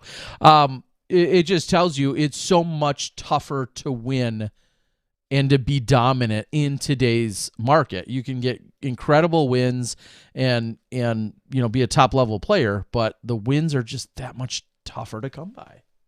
They are. I don't know. I don't know if we'll see his number eclipsed at any point. I don't think we'll see it in our lifetime. I'm not saying it's not possible, but I'm going to quickly touch on and somebody can reach out to me privately, and I know we have some disc manufacturer representatives that frequent the show. A friend of the show, Tom McManus, PDGA 1276, beat you this weekend. last week last week in our casual round. Yes, he did. Nice work, wanted Tom. to throw that out there for Tom. So did I. That's why I had to get to him. But also, he was genuinely curious about the distinction with Tour Series and signature line disc and tour fundraiser disc. We all know there's now a number of different ways that manufacturers classify and clarify discs that can be, and then sometimes some players will just be given an allotment of discs and they can get their own logos put on them, and then they can sell them for whatever they want, and that's considered a fundraiser opportunity for them, but it's not necessarily one that was constructed and construed by the actual manufacturer. They may have provided the discs and stamped them, but they're not, we'll say, selling them per se. Tom, who is working on the Frisbee and Disc Golf Museum, which is an online resource, an incredible one at that, he's trying to look for the exact clarifications and distinctions among them. I think he doesn't different. care about the numbers. I think it's different with each manufacturer. Well, I'm still saying he's trying to see the thread of consistency that's either there or even just making it the actual distinction. You and I both know Ricky Wysocki's name on a destroyer is very different than Ricky Wysocki's name on a glow pig. They're two totally different ways that Innova handles compensation for that. And how Paul Macbeth has his Luna is very different than a Paul Macbeth Tour Series Luna, as opposed to his regular. I don't even know Luna. if Paul Macbeth has a Tour Series disc. Yeah, I think he's got a Tour Series Luna. Does he? Yeah, I know, because somebody correct me. He has his whole. I have them. He has a whole line. So well, and that's my point. Is he has a line, and then so all of these individuals and Greg Barsby, for instance, has a signature disc, and then Greg Barsby has tour support disc, and whatever. We can go on and on. At the point, you guys know where I'm going with that. That's what I would love to help out Tom, so that it can be laid out as to what those various distinctions mean. That's a losing battle, I think. Yeah, but I mean, I think he's doing it to really put it as a timestamp in history more than anything. Because you and I are old enough to know that to get your name on a disc, there was essentially one way to do it. World Championship. That's it. Nowhere near the case anymore, right? No. Because of fundraisers, tour series, support discs, all the different ways that they clarify it. And that's what I think he's looking. I don't think he's looking to start a pissing match or have a fight about it. I think he just wants to somewhat lay out what that means. If I'm a manufacturer, I say Tour Series basically goes to every player at X level tour. You get X amount of them. So I was about to say EMAC, but that's a really bad example. The Schweberger AVR, the Tour Series Schweberger AVR. Guess what? We're going to release those. When we release all the other Tour Series from everyone else on our team, everyone gets 5,000 of them, or whatever the case may be. That's the Tour Series disc, and they sell, and you get the money. And of course, every player is going to have a different whatever. I'm just making this up. 5,000. A signature series to me feels like, guess what? You won Worlds. You get this disc. You now have, Schwebby, you just won Pro Worlds. You now have the groove. It's the Schweberger groove. Anytime Schwebby got his groove back. He got his groove back. Now, every groove that's sold, now we only make Schweberger grooves. Yeah. Until, as long as you're with Innova, or maybe there's a set amount of time, a year, 2, 5 years, that we have Schweberger grooves. You get $1, $5, $20, a quarter, I don't know what the number is, of the Schweberger groove. So that's to me the distinction, that when you win a world championship, you get a disc. And it's just, that's the disc. Regardless, like, and there's obviously ways to work around it, because guess what? If Innova wants to make the glow groove, it's not the Schweberger glow groove, it's just the glow groove now. Schweberger has the champion groove, or whatever that may be. That's kind of how I feel like it, and I'm going to throw it in quotes, it could or should be. Like, if maybe a manufacturer doesn't want to do that. But that's how I have always taken it in the past. Well, and it certainly has become a little bit more fluid situation throughout the years. And, I look to a very specific case, like there is specifically the Yeti Pro Aviar. And Yeti, albeit has won the putting competition at the World Championships, he has not won the MPO World title in the Sure. stroke play sense. However, there's also things like not signature disc, but the tour support, the tour fundraiser, and I think someone has asked on the board. Again, those aren't things that we're privy to with regard to contract, as to, is there a set amount of discs that are going to be offered? Does a Andrew Presnell at Discraft, and does a Holly Finley at Innova, and does a Kevin Jones at Prodigy, is there a set number at the beginning of the year where that manufacturer has said, hey, we're going to make blank amount of discs available for sale, and if they sell, you get a certain amount, or we're going to keep selling them as long as they keep being made. We saw this year there were more Sexton Firebirds released this year than any other year, I think, ever. There was just I don't want to say an absurd amount. That's a bad word. Absurd is a fine number. Well, I mean, it's absurd by whose standards? It seemed as if it was a wildly multiplied amount compared to previous years. That's my point.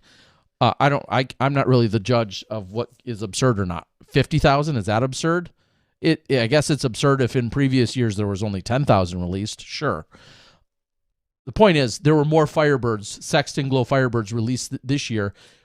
What does that contract look like for him as opposed to his good friend in Jeremy Colling? Did they say, hey, we're planning to 50,000 Glow Firebirds this year?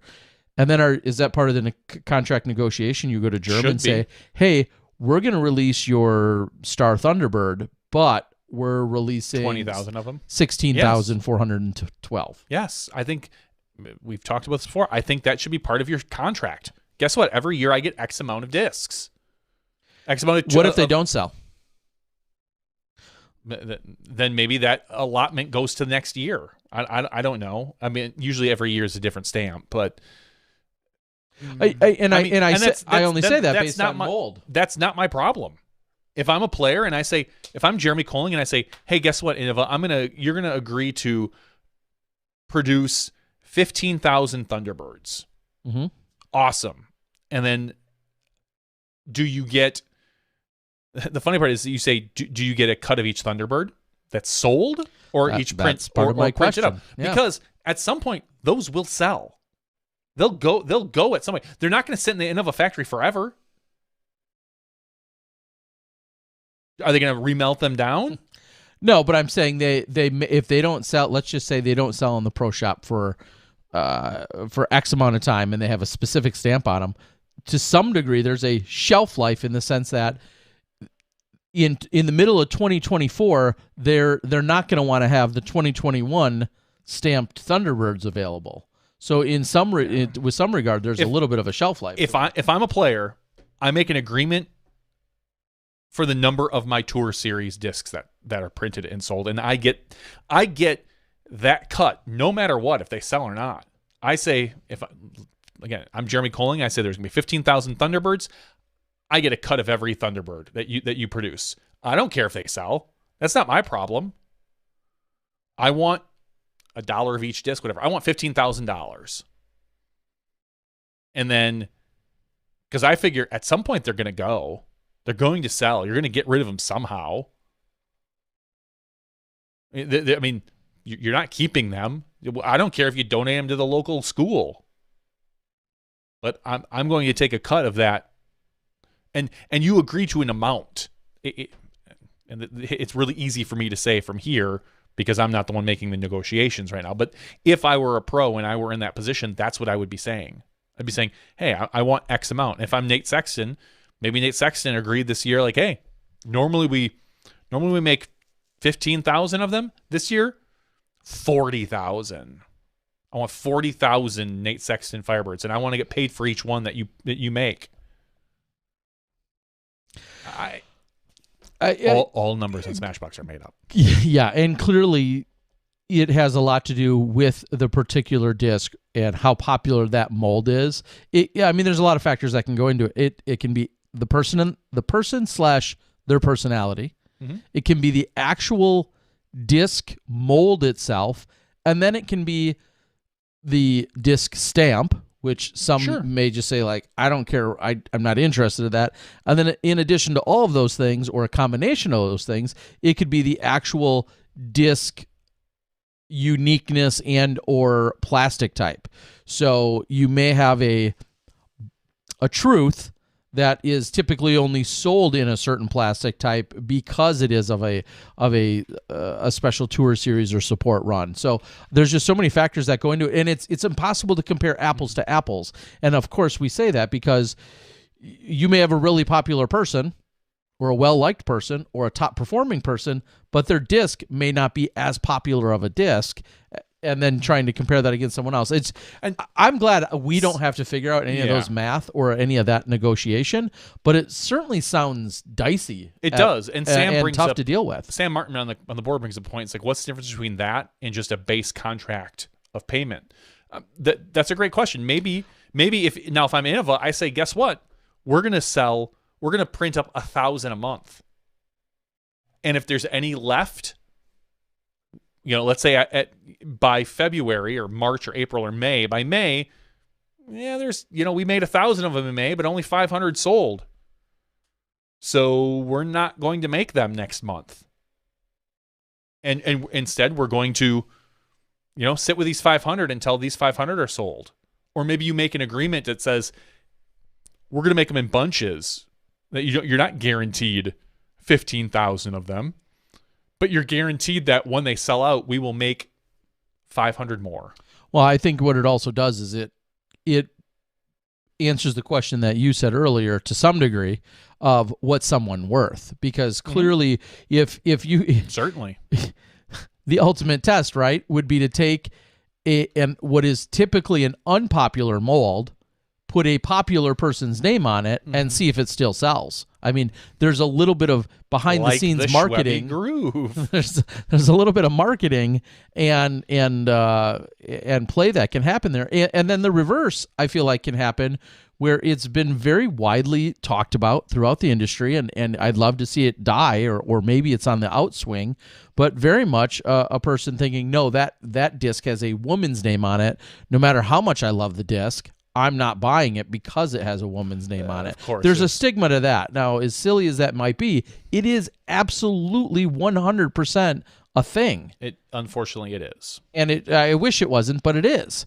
And so, I think that was part of the conversation many years ago, some of the manufacturers of, hey, you're a world champion, but we don't necessarily want to attach your name to one of our most popular molds because we're worried it's going to decrease its popularity.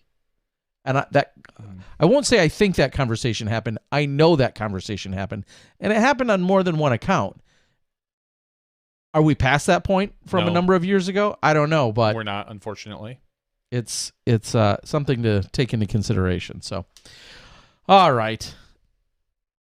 Enough of that, but that is it does kind of go hand in hand with that contract negotiation with what one player has, because you and I both know you might be guaranteed X amount with a company. I'm guaranteed Y amount, but it's based on I can make so much more due to the sales that are being offered through a particular mold I have, and maybe you throw a less popular mold or a less sought after mold, and therefore they adjust contracts according to that as well. Those are all, I think, things that are absolutely taken into account. That's why even when you do see the information from a contract, I always feel like it's so particular to the player, and there isn't a blanket approach to every single player. Even if you have the exact same rating, have essentially the exact same season, I feel like something like a disc release can absolutely jumble up and throw out any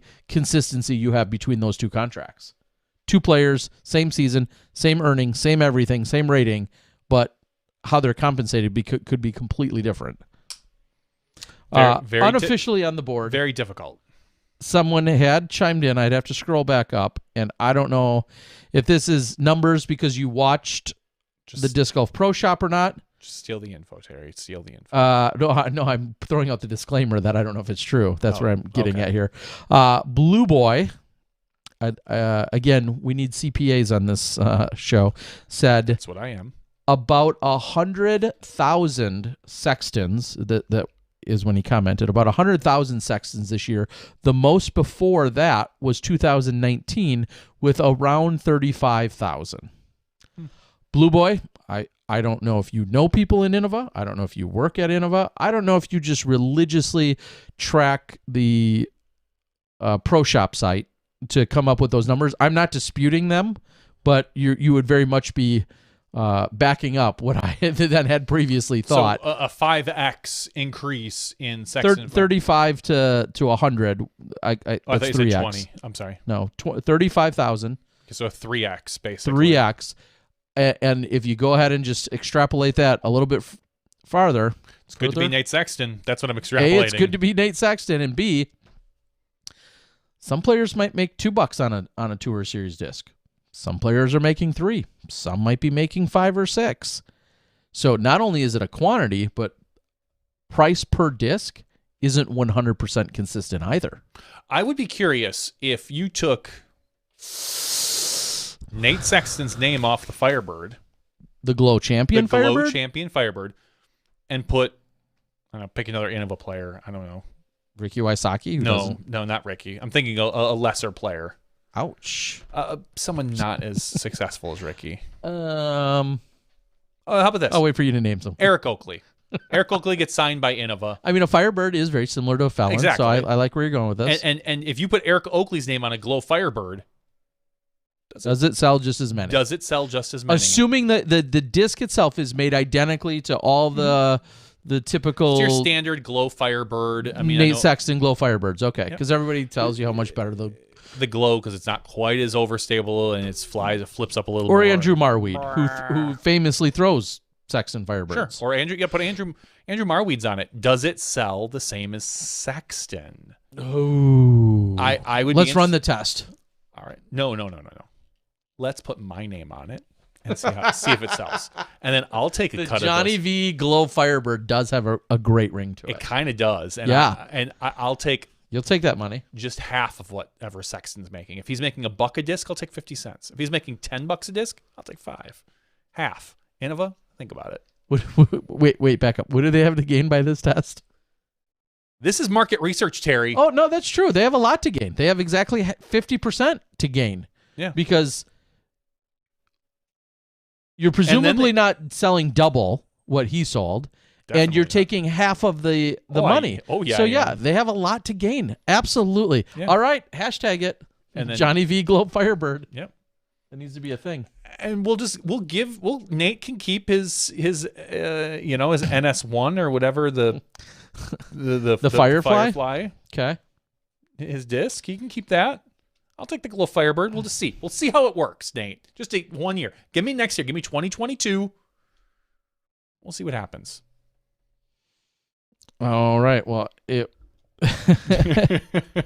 I mean, we know all of the execs over at Innova are glued to their screens listening to us every Tuesday night. So I will expect an update and see your contract tomorrow morning. They listen to us first thing Wednesday morning. We all know it's on the East Coast. We'll see how that goes. Blue Boy said Marweed's Firebird sold out its runs quickly, but they are reselling for under retail and not nearly as many were released. Sexton sell out in under an hour every time a batch is released. Well, yeah, I mean, again, there is something to be said about the disc and the name, so who knows? Dan, again, happy birthday. Only 30 more minutes of it, Dan. Said Sexton is very rich from his sales. Yeah, I mean, I'm sure he's doing just fine. He is not. I don't think he is doing too badly. He cries himself to sleep on his pile of Firebirds. Probably 2015 Firebirds. He probably has a pile of them. He just lays his head down on them. Not too hard though, because he doesn't want to bend them. And he's just like, "Aw, good night, guys." Yeah, he's gonna be good.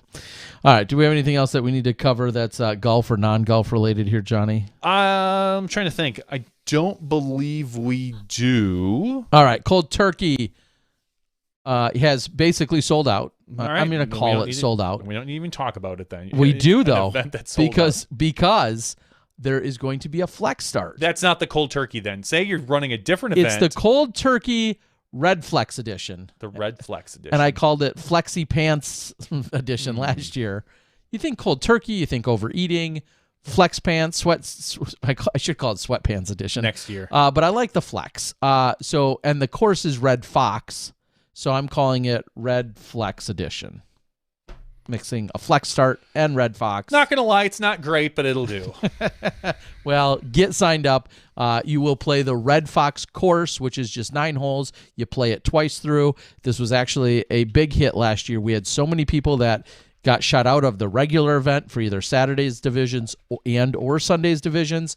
So in this case, this year, all the divisions are available to play in the Flex Start, and it's in the exact same park as the regular tournament. So I just wanted to throw that out there. We've got a big Midwestern contingency that listens, so I would love to see you guys right after Thanksgiving. You can, of course, find that out on Disc Golf Scene. So very, very pertinent here, Johnny. All right, Cody asks, are you stoked for the 8-bit, the new Christmas movie, trying to rival A Christmas Story? No, that looks horrible. I think it's going to be awful.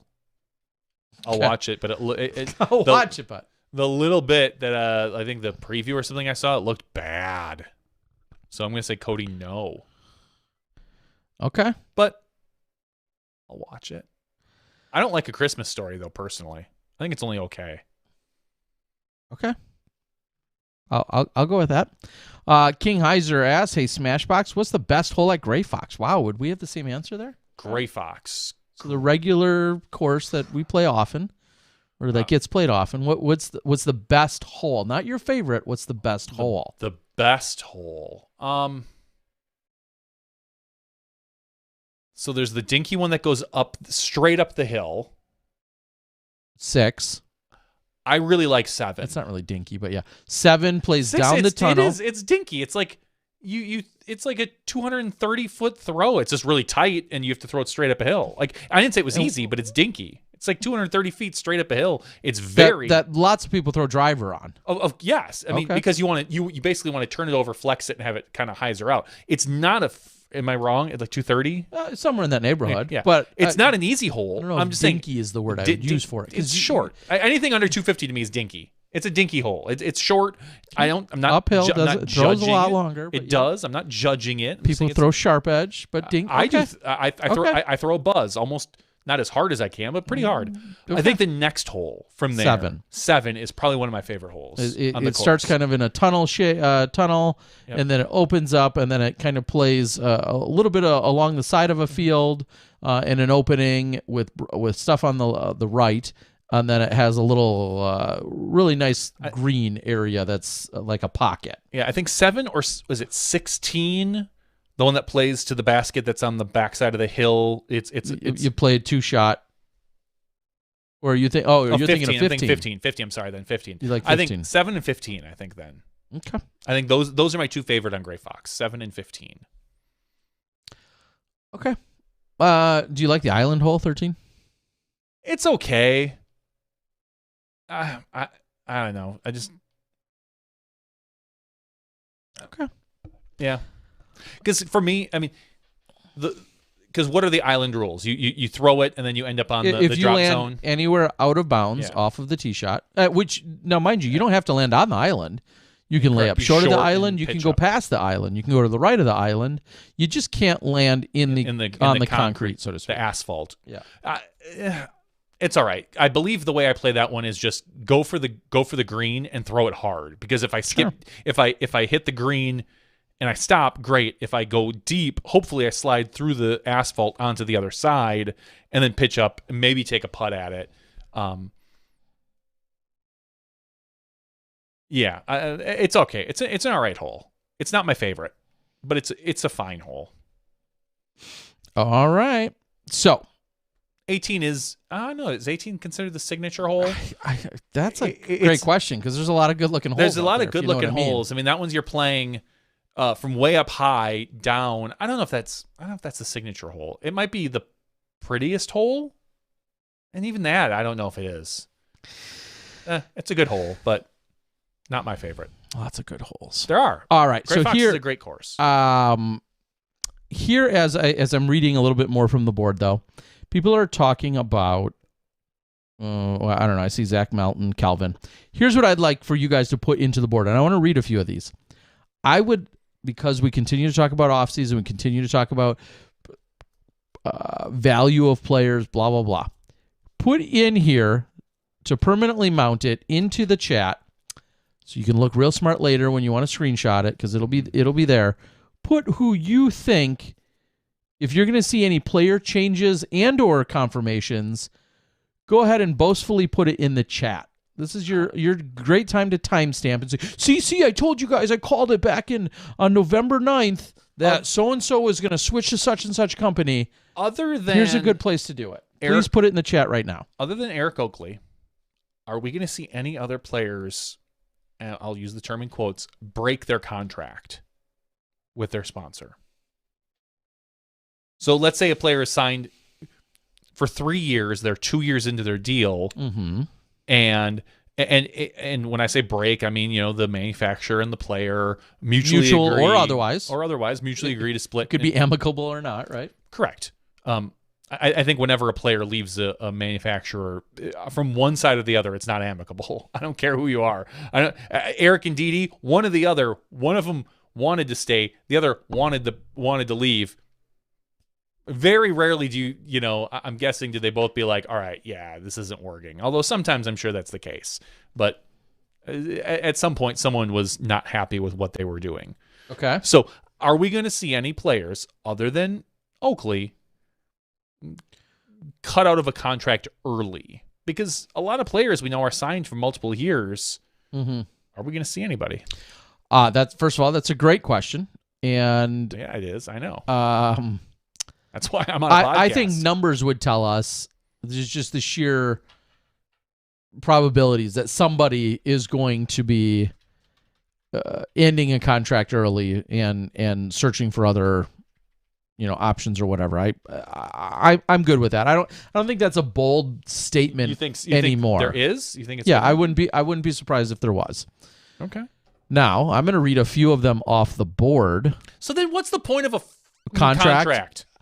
Like it depends on how, because I get it, like 3 years and it's, but after 2 years they're all optional years. Then it's truly a year to year where we're gonna agree that I don't know. Well, because if somebody really doesn't want to get out of it, it could be how the contract could measure up, right? I mean, you have a contract and someone says, hey, this is for 3 years. And after 2 years, one of the parties says, hey, I'm letting you go or I want out. And the other one's like, well, no, we don't want you to be out.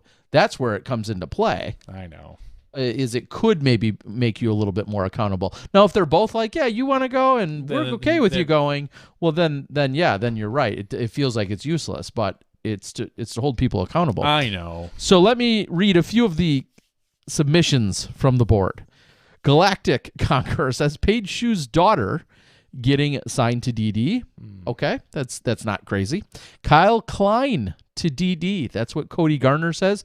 The only thing I can chime in on that specifically, I know, is Kyle is, I believe, contracted. That clearly doesn't matter. I know. That's why I'm saying it. But I believe Kyle's contract is supposed to take him through 2022. That may or may not matter, but that's what I believe I know of the situation. I don't think Kyle's leaving. Okay, I'm just saying that I believe he's through I don't know anything. I'm just talking here. Tom Perez says Innova is going to start losing players if they don't promote and support their players as well as companies like Discraft do. So that's Tom's take. I don't think that's the case. Glenn Reiser. I think Innova is probably compensating their players relatively well. It might just not feel that right now Discraft has a very big spotlight on them because of Macbeth and Pierce, and so it looks like they're supporting their players very well, and then they are. But I just don't think that Innova is not supporting their players. So I don't believe that players are like, too many players are probably looking at as the grass is greener. Okay, between Innova and Discraft.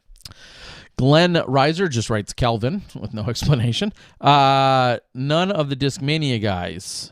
Nathan Queen is gone, is what Disc Blaster is stating. Not necessarily stating where, but Nathan Queen's an Innova player right now. Mm-hmm. I think he stays with Innova. Okay. Tim Quartz says Innova turns down the JVD Glow Firebird. I disagree with that. I think they're going to easily take me up on that offer. If there's anything I'm going to take to the bank, it would be absolutely that, Tim. Okay. Cody Garner comes in with another hot one. Perkins to Innova. Perkins obviously sponsored by Discmania. Right, I'll admit I do not know what his specific contract looks like in terms of longevity, but he says Perkins to Innova. King Heiser claims Kevin Jones to DD. Cody Garner has another one. Cody, is Kevin's contract up this year or next? I thought it was next year, but do not quote me on that, or even the year after that. I thought it was next year as well. I thought he had one more year in his contract. Check Alto World; they do like research. Yeah. Cody Garner says Brody to Innova. Okay. Tom says Kelvin needs to go somewhere where he isn't in Ricky's shadow. Schweberger chimes in, and he may or may not have insider knowledge, and this may or may not relate to his current sponsor, but he says a top 5 rated player will be leaving. Well, that's about as vague as it gets. Well, there's only 5 players, so it's not super vague. I'm just saying leaving which one and where are they going. But so who are the top 5 rated players? You've got Paul and Ricky. I don't think either of them are leaving. Calvin, C-Dick, and Calvin maybe. Eagle?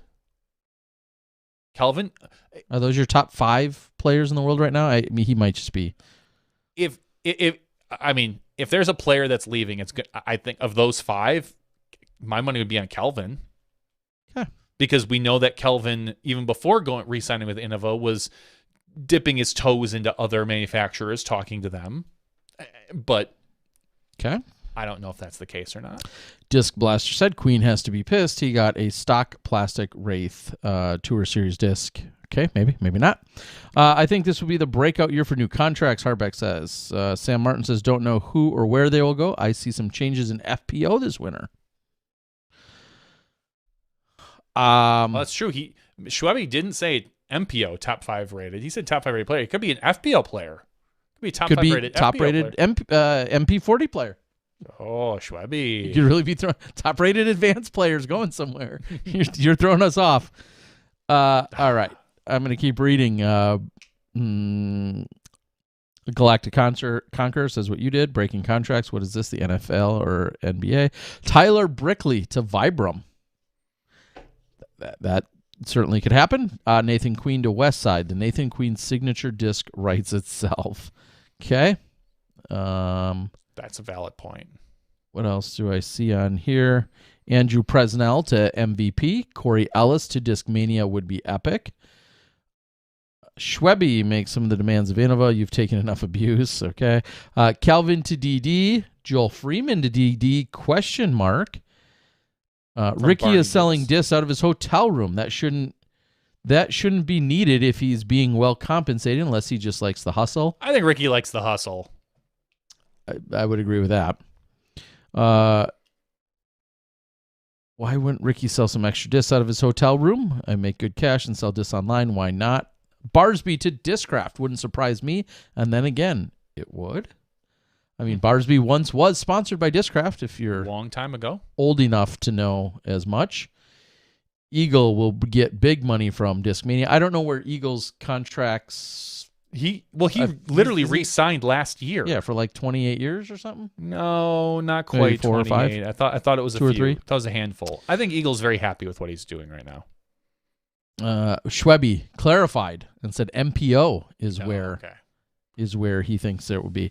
Cody, almost out of hot take, says, wouldn't surprise me if Eagle and Simon are buying ownership in Discmania to future owners. No, Cody, I'm gonna say, Cody, you could say you're not surprised by that, but you'd have to first have any idea if that's even an option to them in any way, shape, or form. I love you, Cody, but I've heard this before with other players. No player is buying any sort of. What if they're being offered it? If they're being offered, and I don't think any manufacturer is going to offer up a chunk of their company to these players. There's like 2 players in the world that's worth that, and Macbeth and Wysocki right now. That's it. Sorry, every other player. Maybe Dickerson and Prodigy, maybe, but we saw how well that worked for Prodigy last time.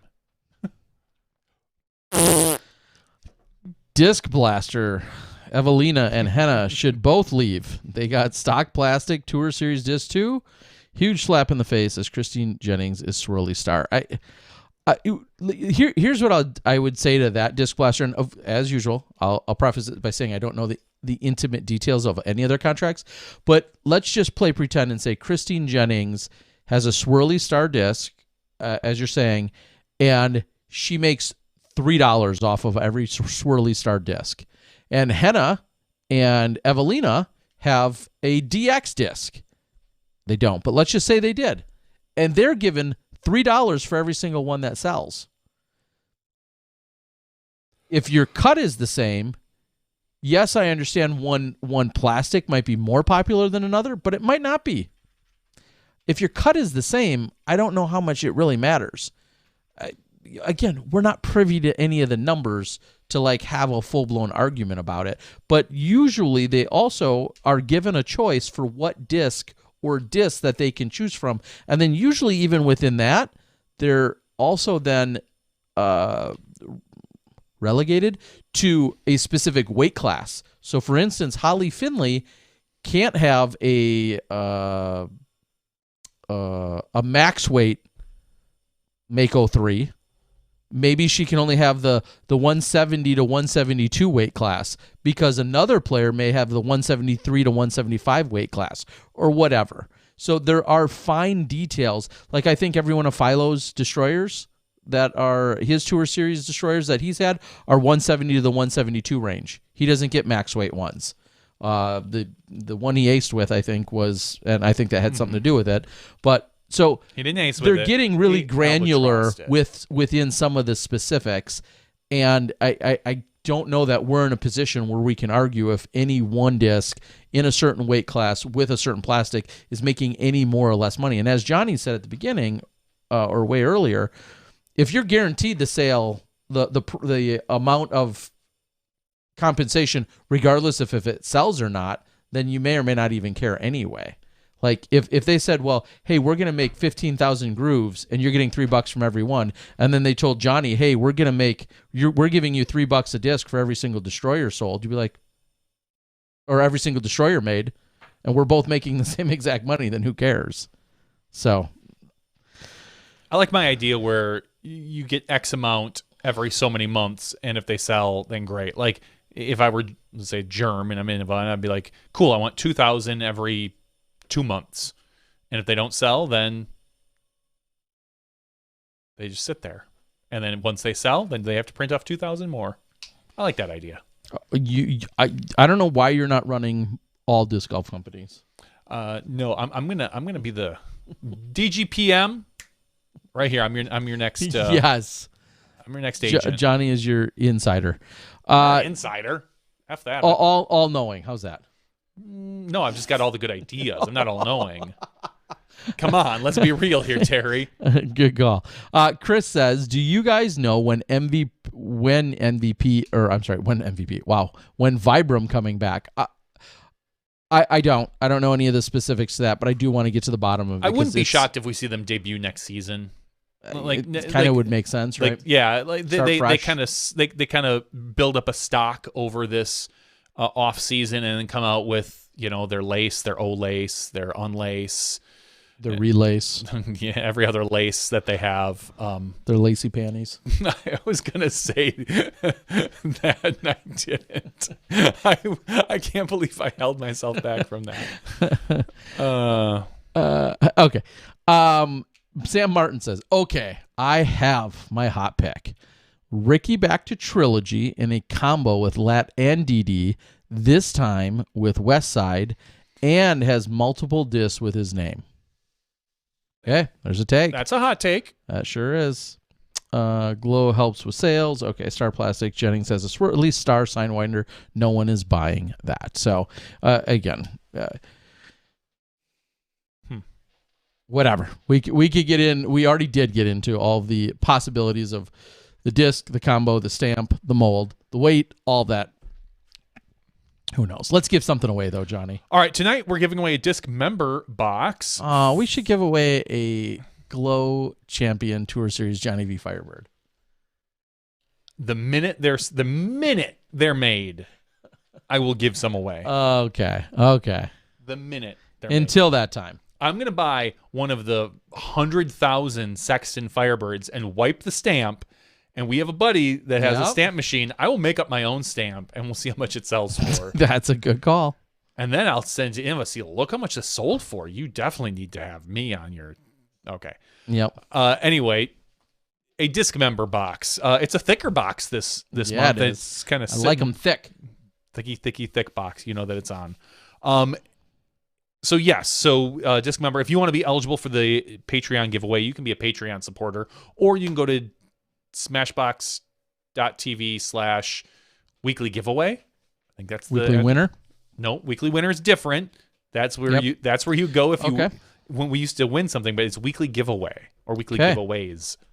Try them both because we have 2 people that signed up for our thing. So otherwise, be a Patreon supporter. Help us if you get any value out of this. This is how we support the show and how we continue to bring you fantastic guests like Holyn Handley, and how we continue with our hot takes every single week. So clever. That's right. When I get the email from Eric Oakley tomorrow asking what's up, why I don't like him or something. When he's going to come beat your...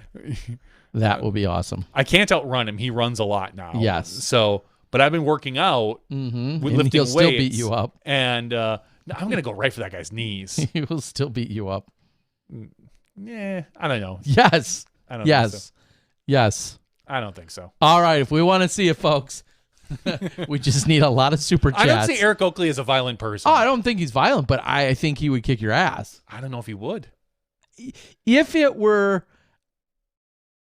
like an actual fight, I'm so much bigger than him. I'm so much bigger than him. He would beat you up. I don't know. I think he's going to.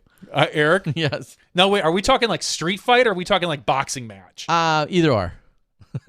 I'll give him the advantage in both. Eric Oakley would beat you up. I don't know. I do know. Because I fight dirty. Like maybe in a boxing match he takes me, but in like a street brawl, I think I got him. No. Yeah. I don't. I think I might. Okay, you're wrong. Eric, that's it. We're gonna do a Patreon where we fight. I like it. I think that is a and we'll take bets and no-brainer. we'll rig it. So there's always got to be a second fight, right? So one of us will throw the match, so we get the second battle, the second fight, where we make double the And then money. he beats you there too. I'm just saying, like, we'll make this. All right, let's give we'll find something a way. away to. Let's give our disc member box for this month away. And 182 people eligible for a giveaway tonight. Terry, what number are we going to pick? I feel like we always go with 2, but No, you always pick 2. You I always always pick 2. pick 2. So So we're 2 going to it go is. with 2. Okay. This was Holyn Handley's second time on our show tonight. You're right. So our first number is 132. I sorted them by first name. Our second number is 22.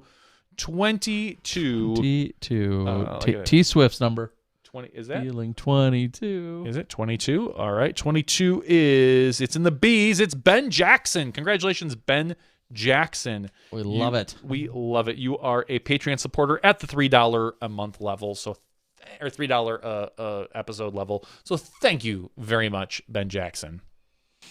All right, Ben. It looks like we might have your address, but we're going to send you an email anyway just to double check that it is correct. Somebody reached out to me. 1 or 2 people actually reached out to me. I'm more scared of Tina than Eric, by the way, just so you know. Well, either way, either one would beat you up. And we'll get these all caught up and ready to go. So thank you guys for the support over on Patreon. I think that's about all that I got here for us tonight in our silliness. I think we've made a lot of friends and a lot of enemies tonight, so we're You good. did. I, as usual, am 100% neutral. I am. It's a weak, I think it's a weak way to go. I believe do that we- I am immune to. You're immune. You're not vaccinated, but you're immune. I am immune to this You- conversation. do you have some sort of super antibodies? Yes, I checked with Joe. Uncle you- Joe. you checked People go to Joe Rogan. I go to Uncle Joe Weinchill here in Oh Wisconsin. my god! Yeah, I don't know which I trust more. Wow, Uncle Joe, my. who is a Wisconsin, Godfather the of Godfather Wisconsin of disc golf. Disc Golf. He's in the Wisconsin Hall of Fame, Wisconsin Disc Golf Hall of Yep. Fame. And Joe Rogan. He's not in the It's Wisconsin. not Disc in Golf Wisconsin Hall of Disc Fame. Golf Hall of Fame, so I probably trust Joe Weinchill more. Anyway, Oh, Mr. a couple more claims are coming in on the board, just for posterity. I think Schwebby says Queen ain't going anywhere. I agree with Schwebby. Nathan Valerie Mondahano to Discraft. Okay.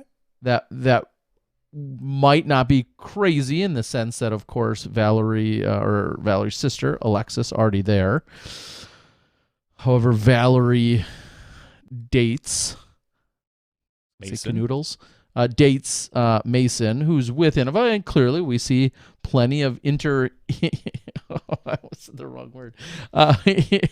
Intermanufacturing Yes. couples. Do we need to call the show now? Are yeah, you we getting- do. I'm gonna get Before you get in trouble? for sure. We appreciate you guys. We love you all. Thank you for joining us. Every tonight. last one of you. Thank you. Yeah. I want to bring back game night. I know we talked That's a about possibility. it. I know we talked about it last winter, and we didn't get a chance to. But I do want to bring back game night. Yeah, we could it'd jump be in on fun. the game night action. We could do it on a Tuesday night when there's less going on. We could just replace that with game night with some night.